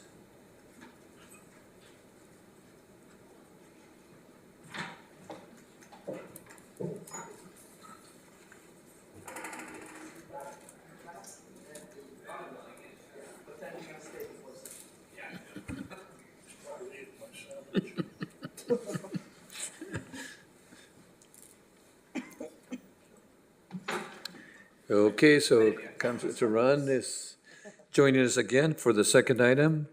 This is Public Works Department, and this is the second amendment to Trade Services Agreement A 8230 with Sweeping Corporation of America, California Tax Citywide Street Sweeping Services. Recommendation that the City Council approve and authorize, one, the mayor to execute a second amendment to an agreement for Sweeping Corporation of America of California, SCA, for citywide street sweeping services, alleyways, parking lots, parking structures, city facilities, extending the term for 9 months from October 1, 2023 to June 30, 2024, and increasing the contract total to $2,050,000 for a new contract not to exceed $3,850,000 to comply with the state of California mandates for a prevailing wage. And two, the budget appropriation request in the amount of $1,282,312 from the General Fund 101, and available balance for the Public Works Department for Amendment FY 2023-24. And this is a continuation of agreement that originated in committee on September 8, 2020, and was approved by the City Council on October the 6th, 2020. And again, this was a pre-recorded item per Measure M, and we do have Mr. Michael Wolf for any additional questions, or Brian. Council members, any questions on this item? Councilman Perillo? Yes. Thank you for the presentation, but just for the general public that may be listening and didn't read the presentation or look at the stuff, can you explain how the state legislature's new law prevailing wage has impacted our city and what it's going to cost? This is not something that the city of Oxnard, we're following the law that's currently in place. Please. Good evening, Mayor Pro Tem, council members. The new prevailing wage took an effect in 2022, August of 2022, and we were already in the contract. We had this contract in place, so the previous contract did not was not affected by prevailing wage. Part of this amendment and prior to the new solicitation that we put out because of this contract expiring September 28, 2023, we had to abide by these new prevailing wages from the DIR. The current rate for a street sweeper operator is $91.25, and it is to go up another $4 in July 1st, 2024. It's $91 plus per hour, correct? $91.25 per hour. Well, yes, per hour for the street sweeping operator. Thank you. I just wanted the public to understand that because that's not something the city of Oxnard, we're following a state mandated law that's been recently passed, and you got to follow the law or you get in hot water. Thank you very much, Mr. Gaddis. Before I go to Ron, they're considered a heavy equipment operator, right? They're actually, the title is street sweeper operator. It's not heavy equipment. But So they potentially they could be, because it's a heavy equipment. Two different categories. Okay, good. Michael, you want to share anything on that? I think where you're going, Mr. Mayor, there are several categories in that Department of Industrial Relations determination. There are different categories. The sweeper operators fall into one category. Heavy equipment operators fall in a different category, but they're all underneath the same umbrella. The same determination from the DIR. Okay, thank you. Councilman Turan. Thank you, Mayor. Thank you, Mr. Yanis. And as Councilmember Perillo had alluded to, I believe it's AB 1886, correct, for the Assembly bill that expanded the definition for public works, and it now includes street sweeping. And so, as you had mentioned, the previous agreement didn't include a prevailing wage for folks who are providing those services, and now it does. And now that we have this item in front of us, we do need to amend the agreement, and in doing so now have to adhere to the new law, correct? That is correct, Councilman Durant. Thank you. And the way I see it, in the extension of this or the amendment of this agreement and expanding the time frame for it, we have an option, or we have a couple of options that I'm going to ask about. One is to keep things status quo, continue with things as is. The only difference being we now are obligated to adhere to the prevailing wage as dictated by the Assembly bill, correct? That is correct, but your status quo is the current scope of work that was previously in the contract. So yes, so we would continue those services that were in the original agreement. Yes. Thank you. In the staff report and the presentation, there was reference to alternative options. And I'm wondering if we could just briefly share a little bit about those so that the public can hear that those options are there. So in the staff report, we are recommending option one, which we continue to the same services that we've been provided. There's another option that we would reduce by 50%, reducing our miles by 70 monthly miles. So that means that we wouldn't be sweeping as often at certain locations, residents, arterials, you name it. That would be a large reduction. And then option three would be just to eliminate street sweeping. But we also have to remember we have a MS4 permit that we are involved with the county, that the Los Angeles Regional Water Quality Control Board has placed on counties for stormwater pollution prevention. So we meet those stormwater and that permit by street sweeping our streets per their MS4 permit. And we need to stay in compliance to maintain that permit, correct? That is correct. Yes. So even though option three is presented, option three is not really an option. I mean, it is an option, but we shouldn't go with that, is my take on that. Right. Okay. With penalties. That too. So that being said, I certainly have no desire to reduce the services at this point. I think what we're doing, we've already had staff evaluate, and they put out a new bid and scope of work that came back, unfortunately non-responsive, but we're going to send that out again. So for folks who have thoughts on our street sweeping services, if they like them, great. If they have feedback that and how they can be improved, I think we can take that too, leading into this next re-release of the bid in the near future. But I don't think we would be served well to reduce our services as they stand now. And I know that does mean we will be obligated to meet this new cost requirement. But as it turns out, that is the cost of doing business. This is not unique to Oxnard. Any other cities all across the state of California who provide this service or contract this service are also obligated to adhere to the Assembly Bill, correct? That is correct. If the prevailing wage are, the prevailing wage is affected by their services that they're providing. Great, thank you. All right, well, that being said, I'll see if other colleagues have any other questions or comments. Otherwise, I'm willing to make the motion when that time comes to go with option one and the staff recommendation. So that's motion by Turan, is second by Perrello. Mayor Zaragoza, there are no speakers virtually or in person for this item. I was going to ask you that. I'll Second by- I'll second it, but I have a comment. But go ahead. I appreciate this coming, and this is one of these, Mayor Pro Tem has often talked about state mandates that you have to follow the law. And the cost of not following the law is a financial cost. It's not a slap on the wrist, it's a financial cost. But this extra cost will be absorbed in our budget, and there may be, as we move forward, Public Works or the general fund, whichever department handles that part of this increase, we'll have to figure out where we take it and who gets a shave and a haircut so that we can make ends meet, correct? That is correct. Okay, that's all of my comment. And of course, option three is extremely important because then we will end up with fines if we go option three, which we're not going to go. Yeah. Thank you. So we got a first by Councilor Turan, second by Councilor Perrello. Roll call. Councilmember Turan, Yes. Councilmember Madrigal, Aye. Councilwoman Basua, Aye. Councilmember Valenzuela Zavala, Aye.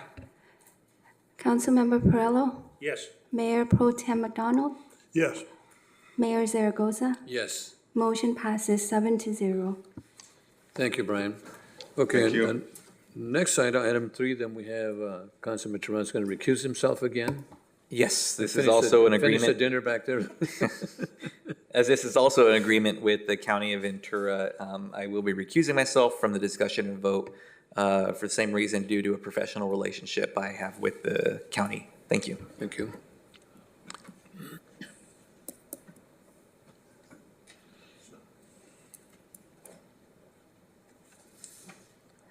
Okay, now that Councilman has left the dais, this is a city manager department, subject to approval of funding agreement between the city and the county of Ventura for the new Family Justice Center in Oxnard. Recommendation is number one, that adopt a resolution authorizing the mayor to execute a funding agreement with the county of Ventura for $2 million for the purchase of a building located at 554 and 555 South A Street in Oxnard for a Family Justice Center. And two, authorize the city manager or designee to execute the necessary actions to effectuate the transfer of funds. This item did not originate in committee and is a project previously approved by the city council through the ARPA project selection process. And this was a pre-recorded item per Measure M. Thank you, Mr. Mayor. Mr. City Manager. Yeah, and as you actually read from the report just now, this is a item that was already approved by the city council via our American Rescue Plan Act funding. This item before you tonight is the necessary formality piece of it, so that we have it in writing. Right. It's that straightforward. Thank you. And by the way, just for information, this is really going to help a lot of abused families, in the city of Oxnard. And, I was involved in the Justice Center of Ventura. And my understanding that the majority of the people that go to Ventura now, about 40-some%, are from Oxnard. And it is sometimes very difficult for the abused family to go in the middle of the night, or to Ventura, which is really, really tough. And also, it's a county partnership too with the DA's office, our police chief, our city manager, and our staff. That this is really, really an important family justice center for the city of Oxnard. Just one quick question. Go ahead, Mayor Pro Tem. Are we buying one building or two? This is one. The address. And the reason I ask this is because typically odd numbers are on one side of the street and even numbers are on the other side of the street. So on the face of this, it looks like we're buying two buildings across the street from each other. And I think it's around the corner. So it's, my understanding, it's one building, and to be clear, it's the county purchasing it, not the county and Oxnard. It's Yeah, but, their, it will be their building. So it's what I call the old J.C. Penney building, correct? That's right. It is, yes. You haven't been here long enough. But. Correct. Yes, it Thank is. you for that. So anyway, I would like to make a motion that we approve this thing. Just, Oh, I'm sorry, go ahead. just a question. The question the Mayor Pro Tem has asked, being a mailman, 54 and 55, this is right on the staff report? Yes, it is. It's around the corner, that's what it is, So, thank you, sir.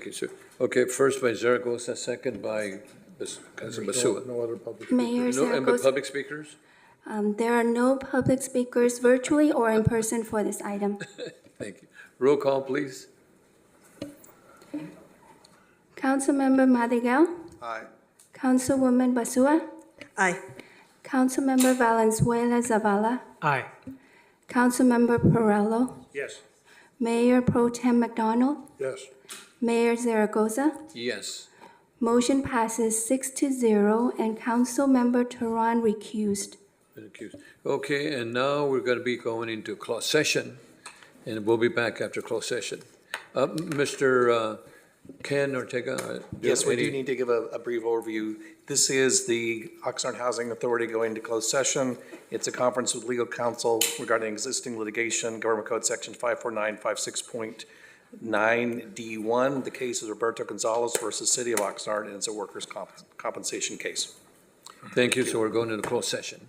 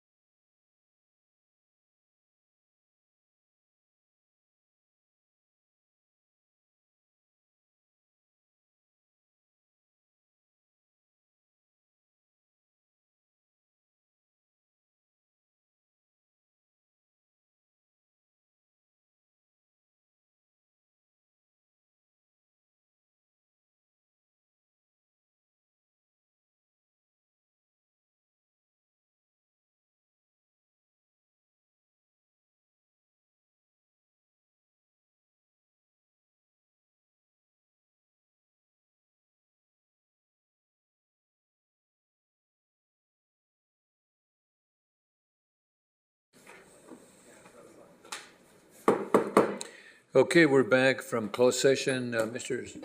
Attorney, do we have any items to report out of closed session? No, we have no reportable action at this time. Thank you, so we are adjourned. Thank you. Thank you, Mayor.